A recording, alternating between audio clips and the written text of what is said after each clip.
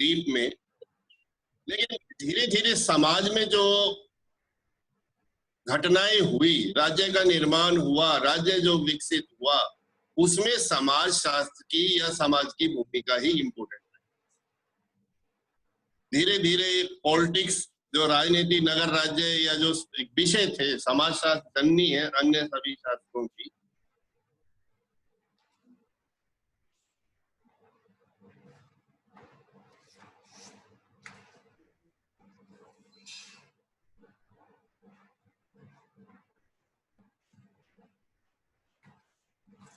शताब्दी में second world war के बाद विशेषकर काफी तेजी से महसूस किया कि भाई राजनीतिक शास्त्र अपने आप में बेमाने है, एक निर्जीव है, सिर्फ एक कानून है, लेकिन उसकी महत्वपूर्ण भूमिका, उस कानून का इम्पैक्ट समाज में, समाज कैसे इम्प्लीमेंट करता है, उसका इम्पैक्ट क्या है और क्या होना ये सब आप भी करो। ये जो नई स्वाभाविक है, देख रहा था काम है, तो इनका या इनकी भूमिका पहले से अधिक होगी कि भविष्य में, जैसे मुझे याद है हमारे यहाँ जो नेशनल डिजास्टर मैनेजमेंट है पहले इतना स्ट्रॉन्ग नहीं था, आज से यदि हम 20 साल पहले ले, लेकिन कहीं ना कहीं कहाँ कमियां रही, समाज शास्त्रियों के अध्ययन से कहाँ किस तरह की चीजें हैं कि वहां पहले ही कुछ ऐसी व्यवस्था हो, लोगों को अवेयरनेस हो, तो ये सारी चीजें समाज को विकसित करने के लिए एक महत्वपूर्ण भूमिका है। अभी मैं पीछे एक अध्ययन विश्लेषण करना चाह रहा था या देख रहा था कि न्यूज में ये बात आई, समाचारों में, कि भाई कुछ गांव में कोरोना को लेकर लोग इतने अवेयर थे कि उन्होंने बाहर वाले आने ही नहीं दिया। 14 दिन बाहर क्वारंटाइन किया सरकार ने, बाद में ये नीतियां बनाई, लेकिन उन्होंने फर्स्ट जो लॉकडाउन था उसमें ही काफी कठोर नियम अपने आप बना दिए। अब उसमें किसकी भूमिका रही? कोई समाज का मुखिया था, उसका निर्णय था, या कोई जातिगत प्रभावशाली नेतृत्व था, उसका ये निर्णय या उसका प्रभाव था? क्योंकि हम ये देख रहे हैं कि कुछ जातीय समूह में इसका पालन बड़ी कठोरता से हो रहा है, लेकिन कुछ शिक्षित वर्ग में इनका नहीं हो रहा पालन। तो ये सारे एक अध्ययन के विषय भविष्य में आप लोगों के लिए बड़े, इस नए चैलेंजेस से आपके नए आयाम खुलेंगे कि भविष्य में ऐसा क्या ना हो। बाकी मैं इनका स्वागत करना चाह रहा हूं कि इस नांगला साहब और मनोज जी का, और विशेषकर कॉलेज की मैडम मीनाक्षी और प्रियंका का, कि जिन्होंने इस एनवायरमेंट में भी वेबिनार करवा कर मुझे बोलने का मौका दिया और सुनने का मौका दिया। इस टेक्नोलॉजी के युग में हम और क्या क्या कर सकते हैं, बेटर कर सकते हैं,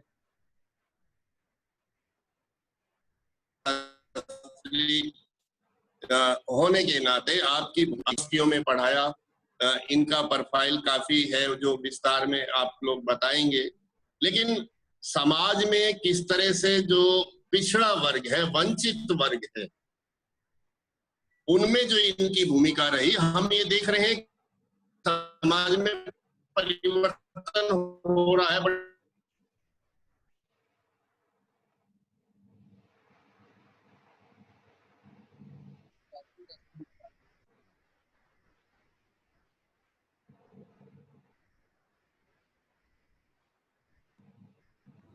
I think we've lost connection with sir again. एक कनेक्शन लॉस नहीं हुआ है, उन्होंने शायद म्यूट कर दिया अपने आप को। Could be. आप यहाँ कर सकते हैं अनम्यूट, तो उसका प्रभाव अधिक होता है। तो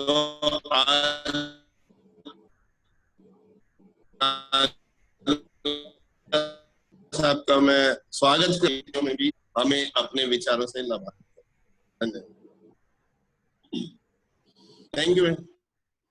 Thank you, Principal Sir, for giving such a present scenario topical coverage of the topic. Thank you so much, sir. Now I would like to introduce our guest of honor, Dr. Manoj Kumar. who is an associate professor in Department of Sociology at PG Government College for Girls, Sector 11, Chandigarh. He has a total teaching experience of 22 years and is a guide to various scholars, having more than 20 published research papers in renowned international and national journals. Apart from this, Sir also has various books published on national and global versatile field titled a few of his books: International Migration, a sociological study of families; Human Rights for All, Human Rights, Some Concerns, India. So now, without much ado, I would like to get it all started. Now I request Dr. Manoj Kumar to formally invite Sir, and let us just get it started. Thank you so much, sir. Thank you, sir. Thank you, Priyanka. So good morning, everybody. I am thankful to Principal Dr. Vijay Adlakha of Government College, Gurugram, Mrs. Meenakshi Yadav, Head Department of Sociology, and the organizing team for the warm welcome, and also for providing me this platform to be in the company of Professor B.K. Nagla, the great sociologist of the region. The topic for today's webinar, the emergence and development of sociology in India, is close to the heart of every passionate sociologist in India. The vision for a supreme position of the discipline of sociology and deeper involvement of sociologists in the management of public affairs of the country is nurtured by all of us. These goals can, however, be achieved only by professional introspection and assertion from time to time. Every academic discipline can trace its base to the pre-institutionalized period. Proto-history or mithihas was followed by history or itihas. Similarly, emergence of sociology as an academic discipline can be properly understood only by going back to the period of pre-sociology. In fact, Professor Yogendra Singh, in his article, Pre-Sociology of India, Ideology and Substance, has rightly pointed out that the sociology of knowledge about development of concepts, pedagogies, methods, and perspectives is grounded in the history of that society. This, he said, must be supplemented by the understanding of the philosophical roots and meta-analysis of the society under consideration. The history of Indian sociological thought took a major leap when the context of the text became important, and the ethnographic studies of Professor Risley got prominence in Indological perspectives. Anthropological methods of research got prominence due to the British desire for data collection through surveys. And to have understanding of the culture of Indian society, the main objective was to prevent rebellions and resistances. The trajectory of sociology in India later went through the development and application of subaltern, civilizational, and Marxist perspective. The early study of Indian society focused primarily on the institutions of hierarchy, caste, feminism, religiosity, and village studies. The emergence of sociology in India is often divided into two groups: sociology in India as well as sociology for India. The formal just deals with the knowledge about the number of institutions created and the important personnel manning important positions in universities and major research institutions in the country. In this part, we understand how Professor G.S. Ghurye emerged as pioneer of sociology in India and later came to be known as father of Indian sociology. The rise and contribution of Professor D.P. Mukherjee, Professor Radha Kamal Mukherjee, and several other sociologists of prominence like Professor Srinivas, Professor Yogendra Singh, is an interesting academic activity. The sociology for India, on the other hand, takes into account the narrative for Indianization of sociology. It wishes to take a divorce from the dominant Western perspectives of our times. We all know the origin of sociology is rooted in conservative reaction to the Enlightenment thought in Europe. We know the humanism and positivism were the pillars of Enlightenment thought. The call for indigenization, however, wishes to get back to the period of Indian Renaissance. The research priorities of most of the Indian sociologists have, however, centered over the core of Indian social institutions mentioned earlier. The themes of global versus local, the secular versus the nationalist, private versus public gains, the primacy of institutions, explanation of social structure, social change, the individual versus collectivities, the pure and applied sociology still have an important place in the current sociology of India. The current challenge ahead of Indian sociology is to develop and explain the post-epidemic society based on new norms related to social distancing, mask wearing, and need for a vibrant society based with good health infrastructures and education system, which is new, of course, based on the thrust on e-learning and interaction through webinars based on Zoom, Cisco, Global Meet. So friends, we have an expert with us to throw light on the above said themes and give us direction for the future of Indian sociology. Professor B.K. Nagla, I'll just read in brief his biodata. His biodata is very big and we all know he's a versatile personality. So Professor B.K. Nagla obtained a first class MA in 1972 from Udaipur University, Udaipur. Later, he received MPhil in 1974 and PhD in 78 from Jawaharlal Nehru University. Before joining MDU, Maharishi Dayanand University in 78, he also taught at MS University, Baroda, and Institute of Criminology and Forensic Science, New Delhi. He retired as Professor of Sociology from MDU, Rohtak, Haryana in 2006. After his retirement, he worked as consultant at Kota Open University and also joined Banaras Hindu University as professor on Babu Jagjeevan Ram Chair. He has been visiting professor in many universities in India and abroad, mainly Maison des Sciences de Home, MSH Paris, the International Institute of Social Studies, the Indo-Dutch Program on Alternatives of Development, The Hague, and also in India, he has been a visiting professor in various universities like Guru Nanak Dev University, Amritsar, Bombay University, Mumbai, Pondicherry University, Osmania University, Kashmir University, Shivaji University, Kolhapur, Pune University, Pune, University of Rajasthan, Jaipur, and also delivered lectures at many universities abroad. He has completed a large number of projects sponsored by ICSSR, NGOs, state and central governments. Professor Nagla is a distinguished social scientist. His work include political sociology, sociology of profession, sociology of deviance, crime and studies. Professor Nagla has published in all 12 books and about 70 research papers.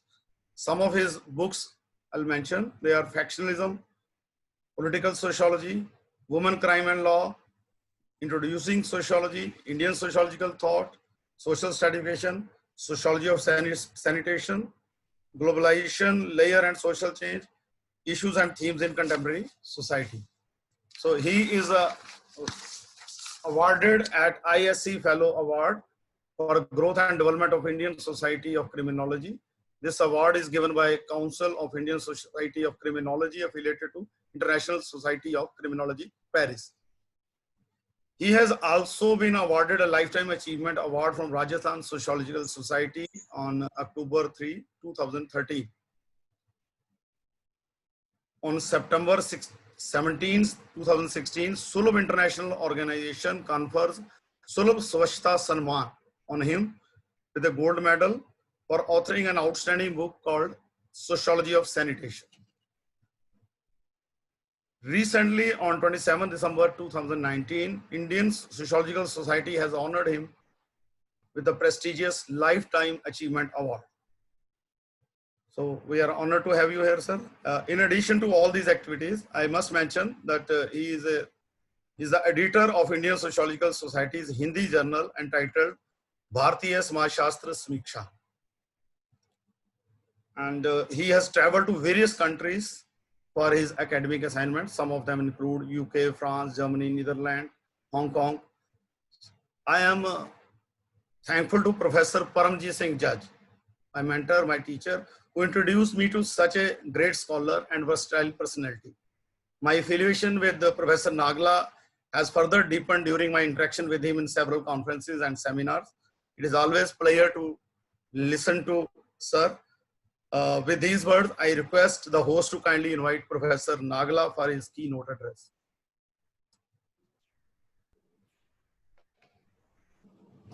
Thank you so much, sir. Now I would like to invite Professor Nangla to deliver the lecture on. Thank you, Professor, Dr. Principal Vijay, Manoj, Meenakshi, Priyanka, and many teacher fellow and students.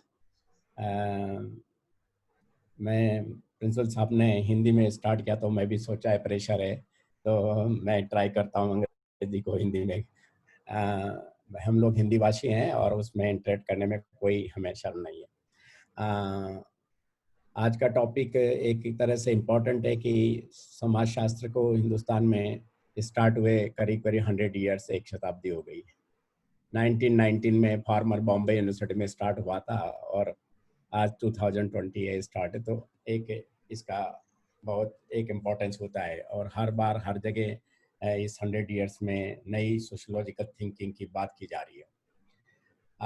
हम जहाँ तक emergence of आपने देखा होगा कि अभी इन्होंने एक छोटा सा कैनवास मनोज जी ने हमारे सामने रखा कि किस तरह का सोशोलॉजी का डेवलपमेंट हुआ।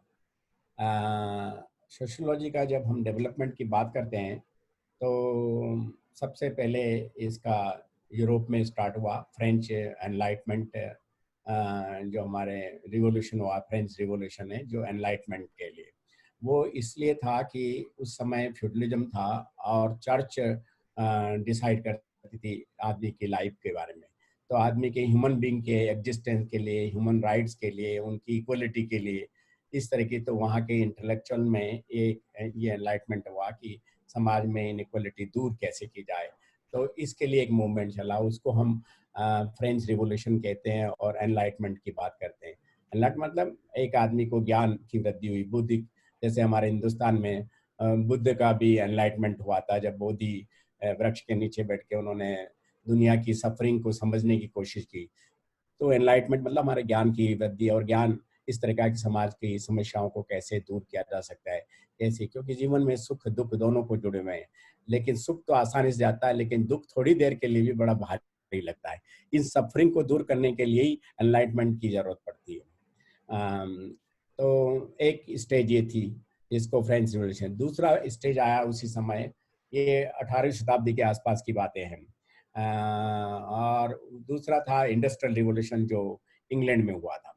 जब इंडस्ट्रियल रिवॉल्यूशन आया तो काफ़ी लेबर की आवश्यकता हुई, लेबर की प्रॉब्लम हुई, तो उस समय के वो थिंकर भी आए जिन्होंने इस तरह की चर्चाएं की। जैसे मार्क्स ने वर्कर्स के और कैपिटलिस्ट और वर्कर्स के जो प्रॉब्लम्स है आपस में, उन प्रॉब्लम को आह्वान करने के लिए कहा था, workers of the world they should unite and they should write for the fight for their rights. तो इस तरह की चर्चाएं भी इंडस्ट्रियल रिवॉल्यूशन आया।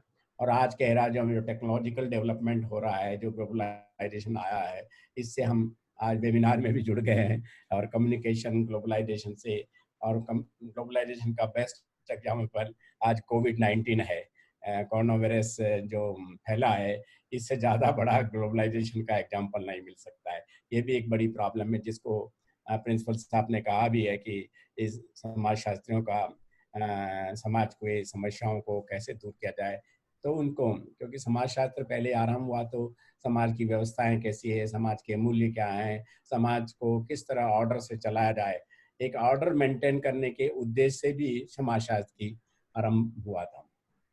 तो ये 3 स्टेजेस है जो इंटरनेशनल है। यूरोप में सबसे पहले हुआ, और इसका सब लोग कहते हैं कि 1838 में अगस्त कॉम्ट जो इसके जनक माने जाते हैं, उन्होंने इसकी नामकरण तो नहीं की, लेकिन समाजशास्त्र की बातें कही कि समाजशास्त्र, और उनके नाम से हम कहते हैं कि समाजशास्त्र जाना जाता है।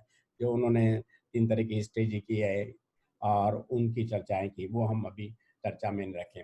लेकिन इससे पहले मेरे को एक ख्याल आता है कि समाजशास्त्र के बारे में, समाजशास्त्र शब्द नहीं था, समाजशास्त्र की विषय नहीं पढ़ाया जाता था, और ऐसा कोई रिवोल्यूशन नहीं था। लेकिन सबसे पहले एक रचना आई थी, अरब चिंतक थे इब्न खालदून। आप देखें तो खालदून ने 1332 की बात है, अंदाजे 14वीं शताब्दी की कह सकते हैं, उन्होंने एक मुकदमा की रचना की, और उसमें मनुष्य के सामाजिक अस्तित्व की पहली बार चर्चा हुई, सोशल एग्जिस्टेंस की। तो जिसकी चर्चाएं मतलब ऐसी रचनाओं को भी हमें पुराने समय में देखने जाएगी। और उसके बाद जो ये 19वीं शताब्दी में ये डेवलपमेंट हुआ और यूरोप में स्टार्ट हुआ, यूरोप ने ही इसको एशिया, अफ्रीका और लैटिन अमेरिका में इसका प्रसार प्रारंभ हुआ और पढ़ाने भी लगे। जहाँ तक हिंदुस्तान के सोशोलॉजी है, तो अभी जैसे उन्होंने बात भी कही थी मनोज जी ने कि sociology in India, sociology of India और सोशोलॉजी फॉर इंडिया, ये 3 तरह के यूज किए जाते हैं। सोशोलॉजी इन इंडिया की जब हम बात करते हैं तो ये टीचिंग के प्रोफेशन से जुड़े हुए थे, किस तरह के कोर्स पढ़ाते हैं, किस तरह के टीचर का रोल होता है, स्टूडेंट टीचर के क्या संबंध होते हैं, तो ये सोशोलॉजी इन इंडिया से बात करते हैं। जब सोशोलॉजी ऑफ इंडिया की बात करते हैं तो किस तरह की समाज की रिसर्च होती है, कौन सी समस्याएं, इमरजेंट समस्याएं, उन पर समाजशास्त्री किस तरह से देखते हैं, क्या अध्ययन किए उन्होंने, तो वो एक उसको हम चर्चाएं करेंगे। वो सोशोलॉजी ऑफ इंडिया है। और सोशोलॉजी फॉर इंडिया है, वो सोशोलॉजी फॉर इंडिया मतलब हम कहते हैं क्लास में ऐसे पढ़ाया जा रहा है, रिसर्च ऐसे कर रही हैं, लेकिन वास्तव में हमारी क्या समस्याएं, क्या होना चाहिए समाजशास्त्र, वास्तव में समाजशास्त्र क्या होना चाहिए, ये सोशोलॉजी फॉर इंडिया को देखते हैं। ये मैंने ब्रीफली क्योंकि मनोज जी ने स्टार्ट किया तो मैंने सोचा कि कंसेप्चुअली इसको बात करने के पहले ये चर्चा कर ली जाए। अब आप देखिए कि हिंदुस्तान की जब बात करते हैं समाजशास्त्र के प्रारंभ की, तो इसको 3 तरह से देखते हैं। एक प्री इंडिपेंडेंस, आज़ादी के पहले समाजशास्त्र, फिर आज़ादी के बाद, और एक आज का समाजशास्त्र। 3 लेयर्स आप समाजशास्त्र की दे सकते हैं। प्री इंडिपेंडेंस पीरियड में हम समाजशास्त्र को देखते हैं, तो जब यहाँ ब्रिटिश पीरियड था और ब्रिटिशर्स ने इंडिया पर रूल करने के लिए यहाँ के स्ट्रक्चर को, यहाँ की इंस्टीट्यूशन को, यहाँ की सोसाइटी को समझने के लिए इस प्रकार के अध्ययन करे और कराए, जिससे उनको रूल करना आसान हो जाए। एक मकसद ये था समाजशास्त्र को लाने के लिए, सबसे बड़ा। दूसरा था मिशनरी अपनी एक्टिविटीज को बढ़ाने के लिए यहाँ की कल्चर को, यहाँ की फॉक कल्चर, फॉक सोसाइटी या नेटिव कल्चर को समझने के लिए मिशनरी ने भी सोशोलॉजिकल अंडरस्टैंडिंग डेवलप की। और इन दोनों के प्रभाव से तीसरा हुआ कि जब हमारी एक तरह की एनलाइटमेंट जब बढ़ने लगा इस तरह की स्टडीज इनका अध्ययन से, तब इंडियन स्कॉलर्स जो को भी मौका मिला जो विदेशों में पढ़ने के लिए, और बाहर के लोग भी यहाँ आने लगे और उन्होंने स्टडी यहाँ पर भारतीय समाज के अध्ययन करना प्रारंभ किया। बहुत से उस जमाने में काफ़ी लोगों ने आकर के लुई ड्यूमो थे, FG बेली रहे, स्कॉलेट एपस्टीन है, बहुत से लोग हिंदुस्तान में आए और हिंदुस्तान को समझने की कोशिश की, यहाँ के अंडरस्टैंडिंग है। और इन लोगों ने आए नहीं, इन्होंने समझने के लिए, आज हम तो भाषाओं के लिए झगड़ा भी करते हैं कि हम भाषा हिंदी बोलें या संस्कृत बोलें या कौन सी बात, लेकिन इन्होंने जब यहाँ के आके अध्ययन की, तो जैसे फ्रेंच स्कॉलर ड्यूमो थे, तो ड्यूमो ने तमिलनाडु में जाके काम किया, तो तमिल सीखी, संस्कृत सीखी, और इस तरह से एक चैलेंजेस लिया। वो ये उनको देख के हमें लगता है कि हमें भी इस तरह के चैलेंजेस लेना चाहिए। Language is not a issue, political issue हो सकता है एक नेशनल इमेज के नाम से, लेकिन आपको अपनी लैंग्वेज को मजबूत करने के लिए भी दूसरी लैंग्वेज सीखनी पड़ती है। और जो सुधारवादी आंदोलन जो हमारे हिंदुस्तान में उस समय भी हुए, राजा राम मोहन राय हुए, केशव देव हुए, इन लोगों ने जो ये इंग्लिश रूल में थे, उन्होंने जो अच्छी चीजें थी ब्रिटिशर्स की ली और उनको आगे बढ़ाया। और उस समय की जो समाज की जो इनइक्वालिटी थी, सती प्रथा थी, चाइल्ड मैरिज थी, विडो मैरिज थी, इनके लिए सुधारवादी काम भी किए इन लोगों ने समाजशास्त्री दृष्टिकोणों से। देखो, तो ये प्री इंडिपेंडेंस पीरियड में हम देखते हैं। तो और सोशोलॉजी जब स्टार्ट हुआ तो सबसे पहले 1917 में, और इवन कॉलेज में 1914 में, बॉम्बे के कॉलेज में स्टार्ट हुआ। उसके बाद 17 में कलकत्ता यूनिवर्सिटी, 3 प्रेसिडेंसी थी उस समय में, बॉम्बे, कलकत्ता और मद्रास, इन तीनों जगह एजुकेशन डेवलपमेंट हुआ और उसी के साथ सोशोलॉजी भी डेवलप हुई। 1917 में जब समाजशास्त्र के कुछ लोग थे, क्योंकि आप देखिए समाजशास्त्र पहले नहीं था, तो समाजशास्त्र में जो लोग आए वो दूसरे सब्जेक्ट से आए, और एक इंटरडिसिप्लिनरी अप्रोच है। जैसे अभी आपके मिसल साहब भी पॉलिटिकल साइंस है, एक हायर लेवल इक्विवेलेंट में सोशल साइंसेज की रिसर्चेज कॉमन होती है, इंटरडिसिप्लिनरी होती है, मल्टीडिसिप्लिनरी होती है, एक दूसरे से इंटरेक्शन करके समाज की समस्याओं को समझते हैं। तो जो लोग निकल के आए, जैसे कलकत्ता में मैंने कहा 1917 में थे, BN सील थे, BK सरकार थे, विनय कुमार सरकार थे। तो इन लोगों ने, इनका बैकग्राउंड था, इकोनॉमिक्स था, कोई हिस्ट्री थे, और उन्होंने आके माया। और शुरुआत में जो वहाँ से स्टार्ट तो कलकत्ता से हुआ, लेकिन कलकत्ता में सोशियोलॉजी उस तरह से डेवलप नहीं हो पाई जिस तरह से दूसरे लोगों ने। उन्होंने वहाँ पर सोशियोलॉजिस्ट थे, उन्होंने एंथ्रोपोलॉजिस्ट, मानव शास्त्री बने और मानव शास्त्री की तरह अध्ययन शुरू किया। NK बोस हुए, वो फ्रीडम मूवमेंट में भी पार्टिसिपेट किए, गांधी के साथ भी बड़े क्लोज थे, और उन्होंने हिंदुस्तान के स्ट्रक्चर ऑफ हिंदू सोसाइटी को समझने के लिए राइटिंग भी किया। तो ये साइमल्टेनियसली 1919 में कॉलेज में तो 14 में स्टार्ट हुई थी, लेकिन 1919 में प्रॉपर डिपार्टमेंट बॉम्बे यूनिवर्सिटी में स्टार्ट किया, जिसमें पैट्रिक गुडिस जो सिविक्स के थे बैकग्राउंड से, उनसे ये सोशियोलॉजी डिपार्टमेंट खुलवाया गया। और ये 1919, और वो 5 साल रहे, 1919 से 1924 तक। और उनके आने के बाद आपके जो हमारे सबसे फाउंडिंग फादर्स माने जाते हैं, GS गुरे, गोविंद राव सदाशिव राव बड़ा नाम है उनका, GS गुरे। तो गुरे रीडर हेड बने, क्योंकि उस समय ये भी, इनका बैकग्राउंड भी, ये संस्कृत स्कॉलर थे, और इनकी ट्रेनिंग वहाँ इंग्लैंड में हुई, और रिवर्स थे इनके, और इनको स्ट्रक्चरल फंक्शनल अप्रोच थी, और एंथ्रोपोलॉजिकल फुड भी था। लेकिन हिंदुस्तान में आकर के, क्योंकि संस्कृत स्कॉलर थे, तो इन्होंने जो अपने अध्ययन का जो बैकग्राउंड बनाया, वो टेक्सचुअल मेथड बनाया, जिसको हम 2 व्यू बनाते हैं। एक टेक्स्ट है जो किताबों के आधार पर, जो पुराने टेक्स्ट थे, स्मृति, पुराण, वेद, उपनिषद, तो उन चीजों को लेकर, और उसको एक नाम दिया इंडोलॉजिकल पर्सपेक्टिव।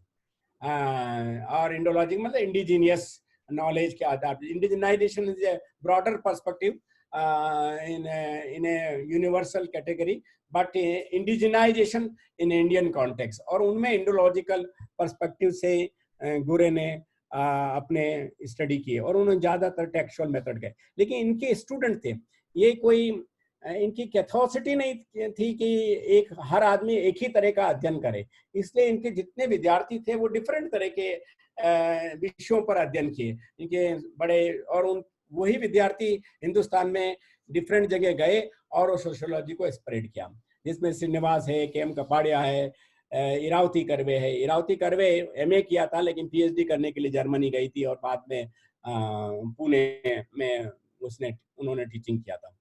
तो और फिर AR देसाई थे, जो मार्क्सिस्ट पर्सपेक्टिव के थे, अलग अलग थे। तो इनकी कोई एक तरह की, इस तरह हमारे लोगों में क्या एक बड़ा कंफ्यूजन है स्कूल का, कि ये बॉम्बे स्कूल और लखनऊ स्कूल और कलकत्ता स्कूल एक मिसनोमर है। स्कूल उसे कहते हैं जहां एक ही आइडियोलॉजी के आधार पर वो टीचिंग, रिसर्च और प्रॉबिंग ऑफ द सोसाइटी की जाती है, और वो कंटिन्यूअस रहती है। ये नहीं कि एक आदमी ने कर लिया और दूसरे ने दूसरी की, तो वो स्कूल नहीं कहलाता। स्कूल में एक कंटिन्यूटी, एक फिलोसॉफिकल थिंकिंग होती है। जैसे हम शिकागो स्कूल कहते हैं, जो सिंबॉलिक इंटेलेक्चुअलिस्ट पर्सपेक्टिव से देखते हैं। फ्रैंकफर्ट स्कूल है, जो जिसमें हबरमास है, और इस तरह के जो कॉन्फ्लिक्ट ओरिएंटेड स्कूल है, उसी तरह के रिसर्च। तो स्कूल का हमारे दिमाग में एक भ्रम है, वो स्कूल नहीं है। इसी तरह हम जैसे कहते हैं लखनऊ स्कूल है। 1921 में लखनऊ में ये DP मुखर्जी और राधा कमल मुखर्जी, ये भी इकोनॉमिक्स बैकग्राउंड थे और कलकत्ता से दिल्ली आए थे।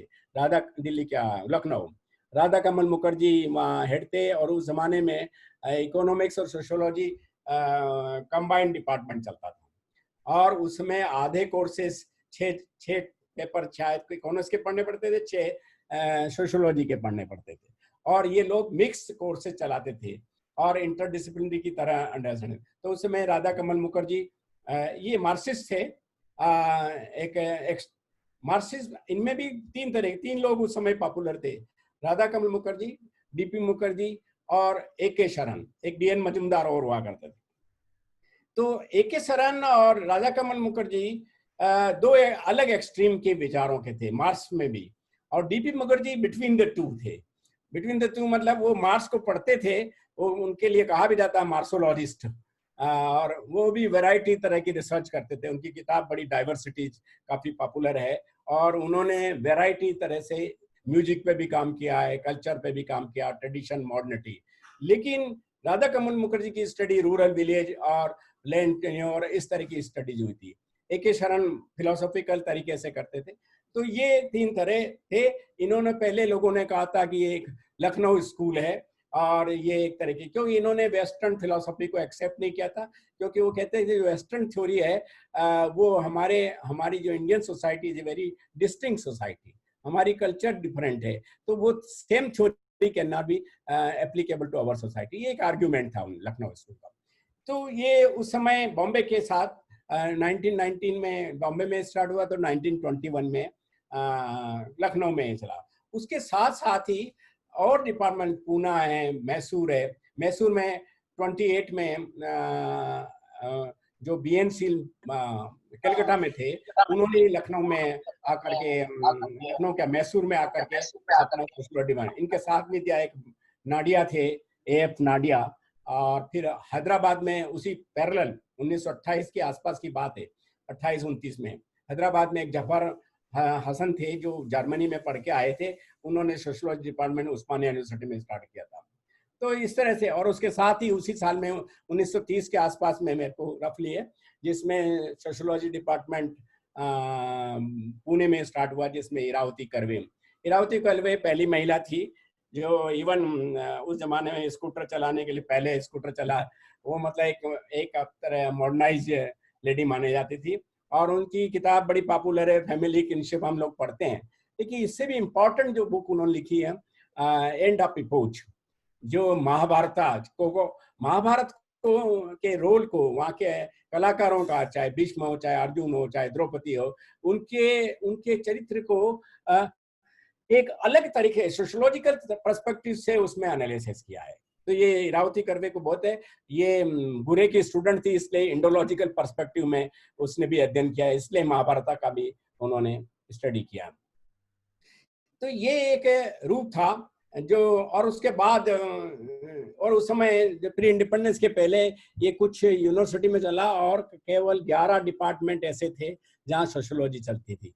तो ये एरा था 1919 से 1947 के बीच की स्थिति, आप समझ सकते हैं। तो 1947 के बाद देश आज़ाद हो गया। उसके बाद डिपार्टमेंट की स्पीड बढ़ी और कई जगह डिपार्टमेंट खुलने लगे। इवन दिल्ली डिपार्टमेंट भी बाद में आया।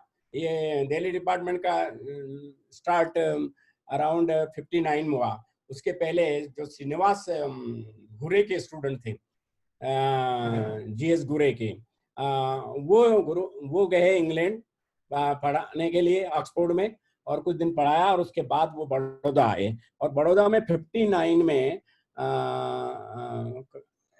59 से पहले, मतलब कुछ वहाँ से पढ़ाने के बाद वो वहाँ पर पहले प्रोफेसर रहे, प्रोफेसर हेड बने, जिन्होंने बड़ोदरा डिपार्टमेंट को में सोशियोलॉजी। और वहीं से ये 8 साल के बाद, ये 51 की बात होगी, तो 8 साल में, क्योंकि 59 में दिल्ली डिपार्टमेंट खोला, तो ये दिल्ली डिपार्टमेंट में फिर प्रोफेसर हेड बन के आए थे।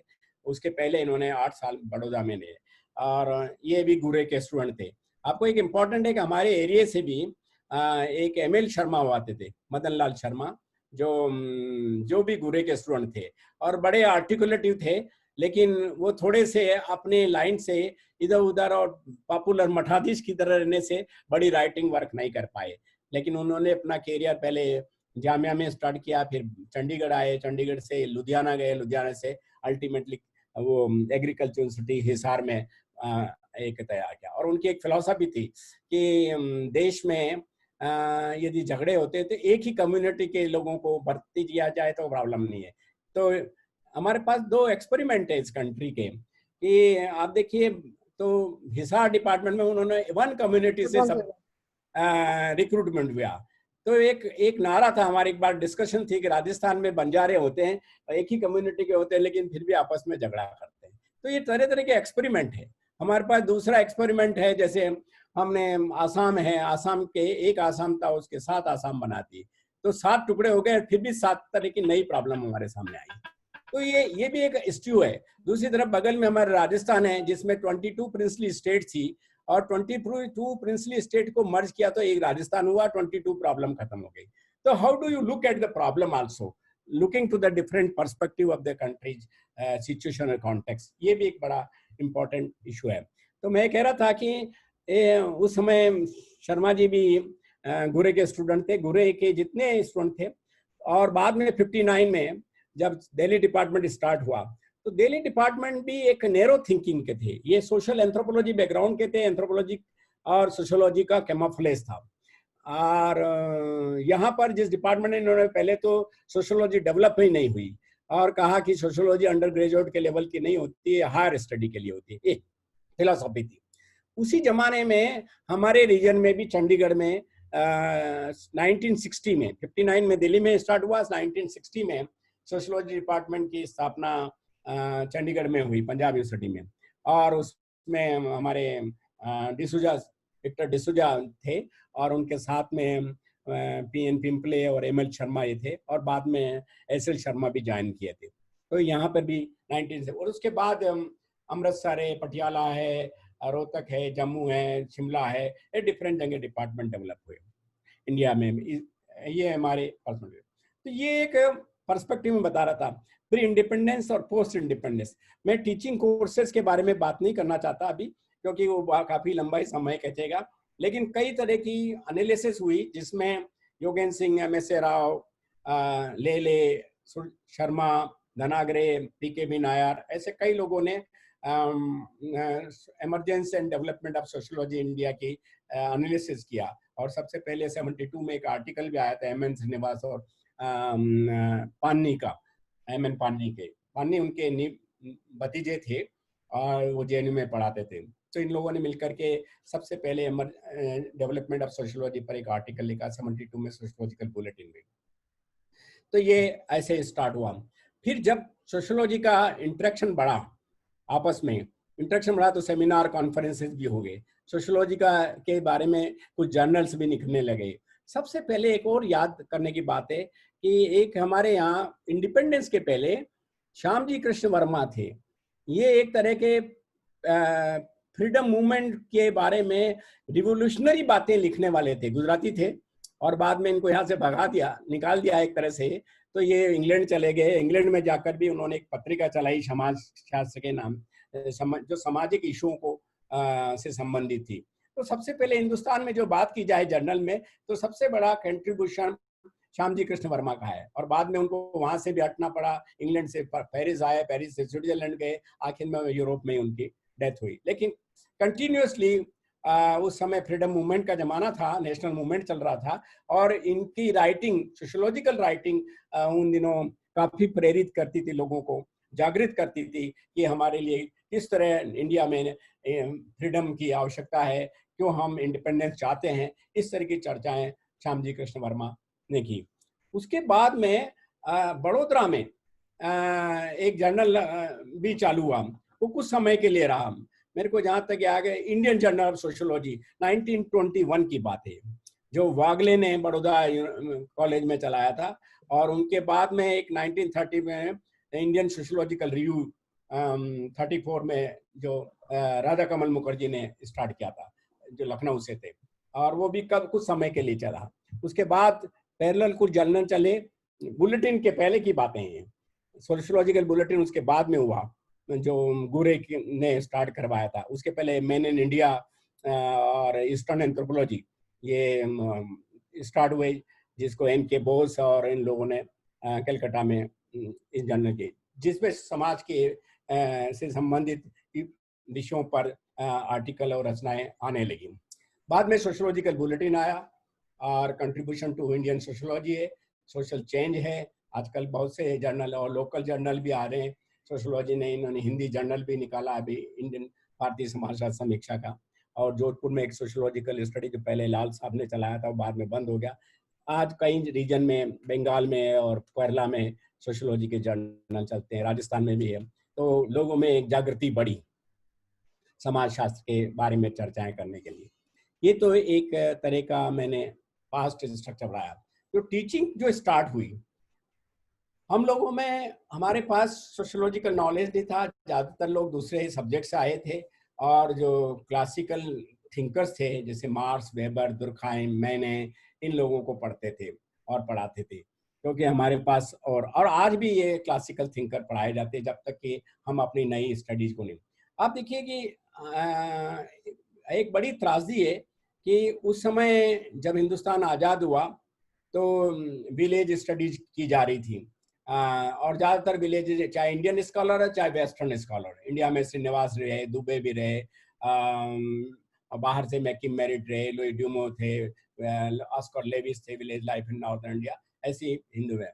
लेकिन उस सोशोलॉजिस्ट का जो धर्म होता है वो ये नहीं कि आरामशाही चीज़ों को या आर्म चेयर थिंकिंग की तरह, या आप आर्म चेयर नहीं है तो इजी तरह से हम फील्ड वर्क करें और अपना काम करें, उससे समस्याओं का समाधान इतना आसानी से नहीं होता है।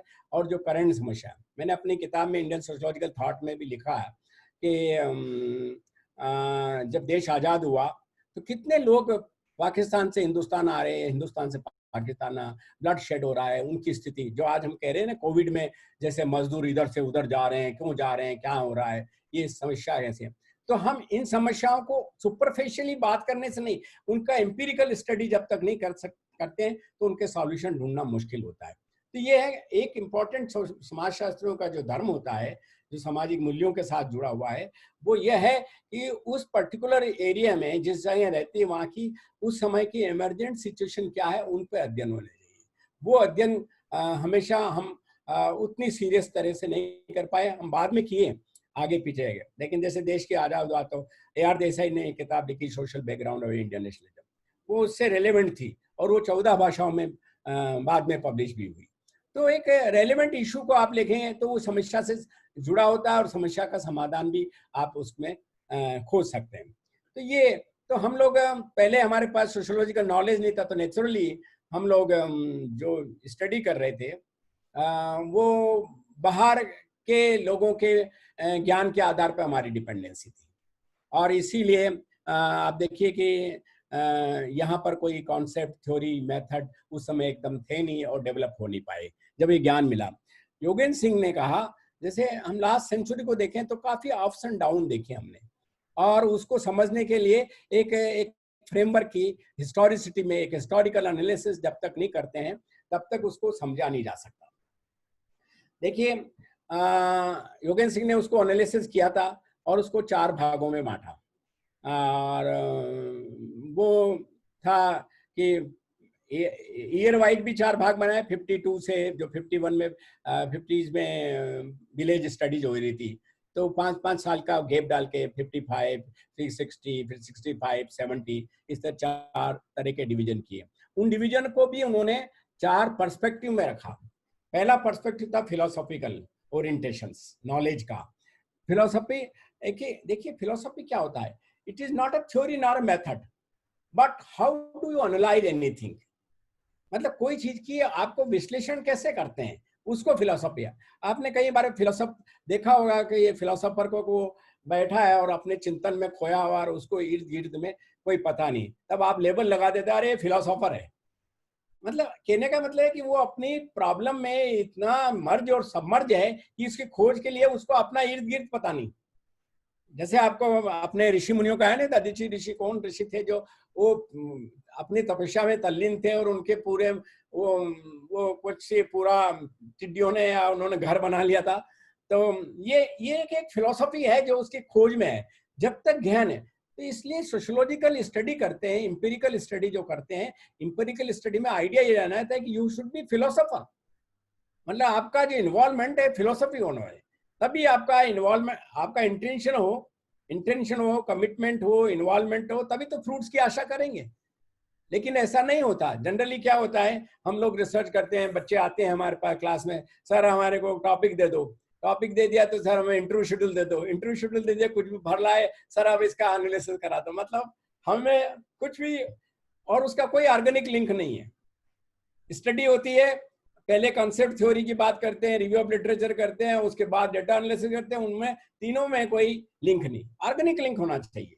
अलाइव जिसको आप जैसे ना स्ट्रक्चर और सिस्टम की बात करते हैं, स्ट्रक्चर एक एनालिसिस देता है एक सोसाइटी का क्या स्टेटस है, क्या रोल है, क्या सिस्टम है, लेकिन इनमें इंटरेक्शन क्या है वो सिस्टम बनाता है। बेसिक कंसेप्चुअल क्लैरिटी आनी चाहिए।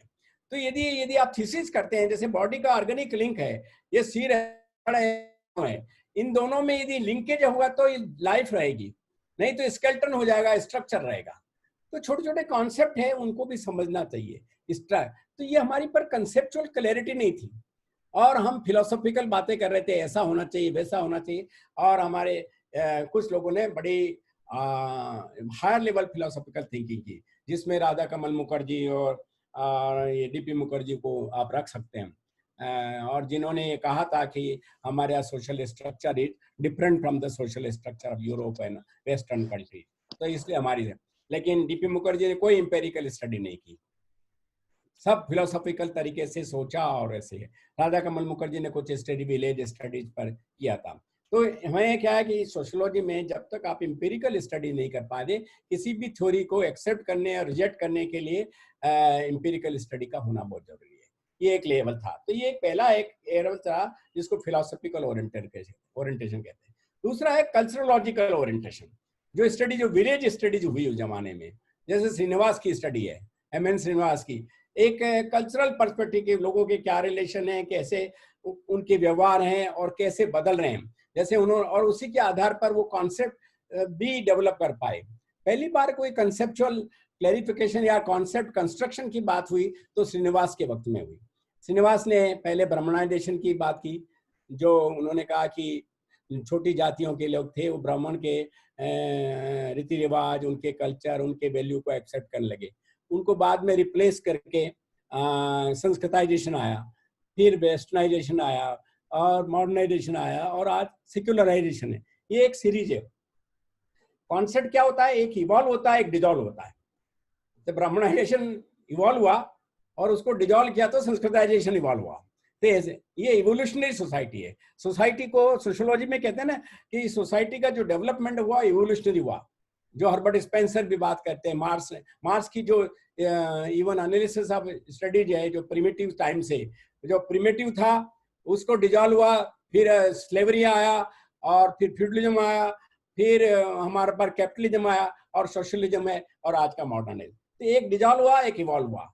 तो ये इवोल्यूशनरी पर्सपेक्टिव डेवलप हुआ समाज शास्त्र को समझने के लिए उस जमाने में। ये भी तो ये आप एक पर्सपेक्टिव, तो ये जो कल्चरोलॉजिकल पर्सपेक्टिव था विलेज स्टडी में हुई तो वो है, और वो साइमल्टेनियसली उन्होंने विलेजेस के स्ट्रक्चर को समझने की भी कोशिश की, जिसलिए उसको एक तीसरा ओरिएंटेशन कह सकते हैं, स्ट्रक्चरल स्टडीज, जिसमें विलेज के स्ट्रक्चर को समझने के डिफरेंट एस्पेक्ट, सोशल एस्पेक्ट है, इकोनॉमिक एस्पेक्ट है, पॉलिटिकल है, रिलीजियस है, ये डिफरेंट स्ट्रक्चर को समझने के लिए और एक कंपैरेटिव एनालिसिस करने के। पहले सिंगल विलेज स्टडी होने लगे, फिर दो विलेज की कंपैरेटिव स्टडी होने लगी, फिर मल्टी विलेज सिस्टम आया। तो ऐसी स्टडी भी हुई और वो कंपैरेटिव एनालिसिस हुआ। कहते हैं कि आप एक जगह कंपेयर किया, जरूरी नहीं कि वो दूसरी जगह मिलता है नहीं मिलता है, सिमिलरिटी डिससिमिलरिटी करने के लिए, गांव और शहर में अंतर देखने के लिए, ये जो तो कंपैरेटिव स्टडी उस जमाने में एफ.सी. बेले ने की, आंध्र बेते ने की, कास्ट क्लास पावर, जो ये स्टडी थी ये एक कंपैरेटिव स्टडी है। चौथा जो पर्सपेक्टिव आया वो डायलेक्टिकल पर्सपेक्टिव है। डायलेक्टिकल जिसको मार्क्सिस्ट पर्सपेक्टिव कहते हैं, और इसकी फिलोसॉफिकल बातें तो राधा कमल मुखर्जी और इन्होंने भी की है कुछ स्टडीज, डीपी मुखर्जी एवं रामकृष्ण मुखर्जी आल्सो। लेकिन जो प्रैक्टिकल तरीके से में जो ज्यादा हार्ड मार्क्सिस्ट की तरह से स्टडी हुई है A.R. देसाई और धनागरे और इस तरह के लोग, जगन्नाथ पार्टी है, आज दीपंकर गुप्ता है, ये कुछ लोगों ने आज तक अपनी मार्क्सिस्ट स्टडी का करने गया। उन्होंने मार्क्स में क्या है कि मार्क्स का क्या था कि every human being exploit to everyone, interest मतलब सोसाइटी इंटरेस्ट ओरिएंटेड है, अपने इंटरेस्ट के लिए वो, अब मैं वाइफ को एक्सप्लॉइट करता हूँ, कभी वाइफ मुझे एक्सप्लॉइट कर सकती है। ये मैं हार्ड एग्जांपल दे रहा हूँ। इस तरह कभी बच्चे मदर को करते हैं, कभी मदर बच्चों को करती है, ये बड़ा माइन्यूट लेवल पर है। लेकिन उन्होंने उसकी थ्योरी को ग्रास रूट ना देकर के ब्रॉडर पर्सपेक्टिव में देखा, एक्सप्लॉयटेशन की थ्योरी बनाई उन्होंने, और मार्क्स ने कैपिटलिज्म और सर्वहारा, और जिसको नाम दिया उन्होंने पूंजीपति वर्ग और सर्वहारा वर्ग दो में, और उनमें कहा कि जो लोग काम करते हैं उनको काम के बदले में बराबर उनको अपनी पैसा नहीं मिलता है, तो वो मशीन से एलिनेट होते हैं, उसको अपना नहीं समझते हैं और उससे प्रोडक्शन कमजोर होता है। इस तरह की कुछ चर्चाएं हैं, तो एलिनेशन का कॉन्सेप्ट भी आया है इससे। तो हमारे यहाँ भी कॉन्सेप्ट की बातें हुई, कुछ लोगों ने दिया, और एक एरा आया, जैसे रेफरेंस ग्रुप की बात की मर्टन ने, लेकिन साइमल्टेनियसली हमारे दामले, भाई बी दामले जो पुणे में थे, उन्होंने चर्चाएं की। बाद में हमने little tradition, great tradition, मैकिम merit और मिल्टन सिंगर की जो किताबें आई, पैराकोलाइजेशन, यूनिवर्सलाइजेशन, और कॉन्सेप्ट दिया मॉडर्नाइजेशन जैसे योगेंद्र सिंह वगैरह, इस तरह के कॉन्सेप्ट हमने बाद में डेवलप किए। बाद में एक चैलेंजेस आया, जब हम परिपक्व हो गए किसी चीज को समझने के, हमें सोशियोलॉजिकल नॉलेज आ गया, तब हमारा चैलेंजेस होता है कि हम थ्योरी बन लें। जो समाज शास्त्र का शुरू से चैलेंजेस रहा, चैलेंजेस पहले आइडेंटिटी की रही, और आज जो चैलेंजेस है वो एग्जिस्टेंशियल है। आइडेंटिटी मतलब 18th सेंचुरी में जब सोशियोलॉजी और सोशल साइंसेस डेवलप होने लगे, तो साइंस का डेवलपमेंट हुआ, और साइंस ने कॉज और इफेक्ट ढूंढा, कारण बताया कि जैसे पहले, उसके पहले जब साइंस का डेवलपमेंट नहीं हुआ, नॉलेज नहीं था, साइंटिफिक नॉलेज नहीं था, तो किसी को बुखार आया तो सोचते थे कि अरे कोई देवी देवताओं का असर हो गया, भूत प्रेत लग गया है, कोई, मतलब कि हमारे पास कारण नहीं थे। तो फीवर का, बाद में उसका यदि कारण ढूंढने लगे तो वो लगा ये मलेरिया है या टाइफाइड है या क्या है ना। और आज जैसे वायरस है, तरह तरह के वायरस है, आज तो कोविड वायरस हो गया, पहले स्पेनिश फ्लू, आज से 1800 क्या एंड में नागला था, बड़ा बढ़िया चल हाँ, कुछ आपको ज्यादा लग रहा हो तो मुझे बता देना, मैं वहाँ स्टॉप कर दूंगा, देयर इज नो प्रॉब्लम। नहीं सर, बिल्कुल नहीं, तो बहुत इंटरेस्टिंग टॉपिक है, प्लीज कंटिन्यू। तो मैं कह रहा था कि जब वो एक प्रॉब्लम हुई कि साइंटिस्ट ने अपने काज इफेक्ट ढूंढने लगे, तब सोशल साइंटिस्ट के साथ भी चैलेंजेस आया, और ये कहा गया कि यदि जैसे आज आदमी नॉर्मल है तो कल एबनॉर्मल हो जाता है, या आज जो एबनॉर्मल है कब नॉर्मल होता है। तो आदमी का जो सोशल स्ट्रक्चर है, सोशल कंडीशन है, सोशल सिचुएशन है, उनकी वजह से ये स्वभाव बदलता है या आदमी की स्थितियां बदलती है। तो हमने उसके कारण ढूंढने लगे। तो हमने भी ये हमारा चैलेंज था, और हमने कहा कि हमारे दिन भी बड़े साइंटिफिक है, हम भी रिसर्च करते हैं। साइंस में थ्योरी होती है, हमारे पास भी थ्योरी होती है। साइंस में जैसे थ्योरी है, इलेक्ट्रिसिटी की थ्योरी आ गई है ना, और तो हमारे यहाँ भी सोशल एक्शन की थ्योरी थी, दूसरी थ्योरी बनी है ना। Action is a goal oriented activity, कोई भी गोल के बिना आदमी काम नहीं करता है, बना वही क्या ना, इंटरेस्ट है। तो दूसरा साइंस की कैरेक्टरिस्टिक होती है, साइंस एक्सपेरिमेंट करता है, तो हम लोग भी एक्सपेरिमेंट करने लगे, एम्पिरिकल रिसर्च करने लगे, तो हमारे भी पर है। तीसरी कैरेक्टरिस्टिक है जो नॉलेज इज क्यूमुलेटिव है, पहले जो ज्ञान मिला उससे आगे बढ़ाना होता है, उसको क्यूमुलेटिव कहते हैं। मतलब पहले इलेक्ट्रिसिटी का आया, फिर इलेक्ट्रॉनिक आया, फिर कंप्यूटर आया। तो हमारे यहाँ भी सोशल एक्शन है, इंटरेक्शन है, स्ट्रक्चर है, कम्युनिटी है, अरे लंबी चौड़ी तक थ्योरीज बनने लगी, ये क्यूमुलेटिव है। फिर साइंस कहती है कि जो उनका रिजल्ट है वो गुड और बैड में आता है, गुड और कंडक्टर और बैड कंडक्टर की तरह। मतलब एटम बनाया तो एटम डिस्ट्रक्शन में भी काम आया और एटम डेवलपमेंट के लिए भी काम आता है। इसी तरह नॉलेज जो बना सोशल साइंटिस्ट डेवलप करता है, उसका भी बैड कंडक्ट गुड कंडक्ट है, कि वो अपने नॉलेज को कैसे यूज करता है ना। हमारे हरियाणा में वाइस चांसलर थे जब मैं ज्वाइन किया था, हरद्वारी लाल, तो बड़े वो अपने आप को कहते हैं हरियाणा में 1.5 इंटेलेक्चुअल है, एक मैं हूँ और एक आधे में स्वरूप सिंह जी को मानते थे दिल्ली यूनिवर्सिटी के। तो उनको नॉलेज बहुत था, लेकिन उनका नॉलेज डिस्ट्रक्टिव, किसको तंग किया जाए, किसको कैसे किया जाए, और उस नॉलेज को how do you use it. तो ये गुड कंडक्ट बैड कंडक्ट के रिफ्लेक्शंस भी आते हैं स्टडी करते तो ये इस तरह का उपयोग होने लगा।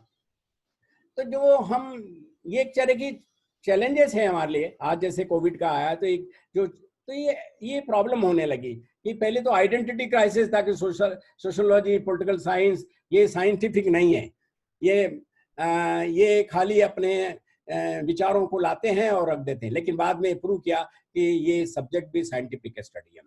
आज के समय में जब आप देखा, मैंने कहा था ये जो सोशियोलॉजी को डिवाइड करते हैं, तो प्री इंडिपेंडेंस, पोस्ट इंडिपेंडेंस, और बाद में पोस्ट इंडिपेंडेंस भी चलाया। तो 1947 से आप करीब करीब 1991 तक, जब ग्लोबलाइजेशन का एरा आया, 1991 में हिंदुस्तान में ये लिबरलाइजेशन की पॉलिसी बनी, और उसमें मीडिया, कम्युनिकेशन, बैंक और ये सब सिस्टम में ग्लोबलाइजेशन हुआ।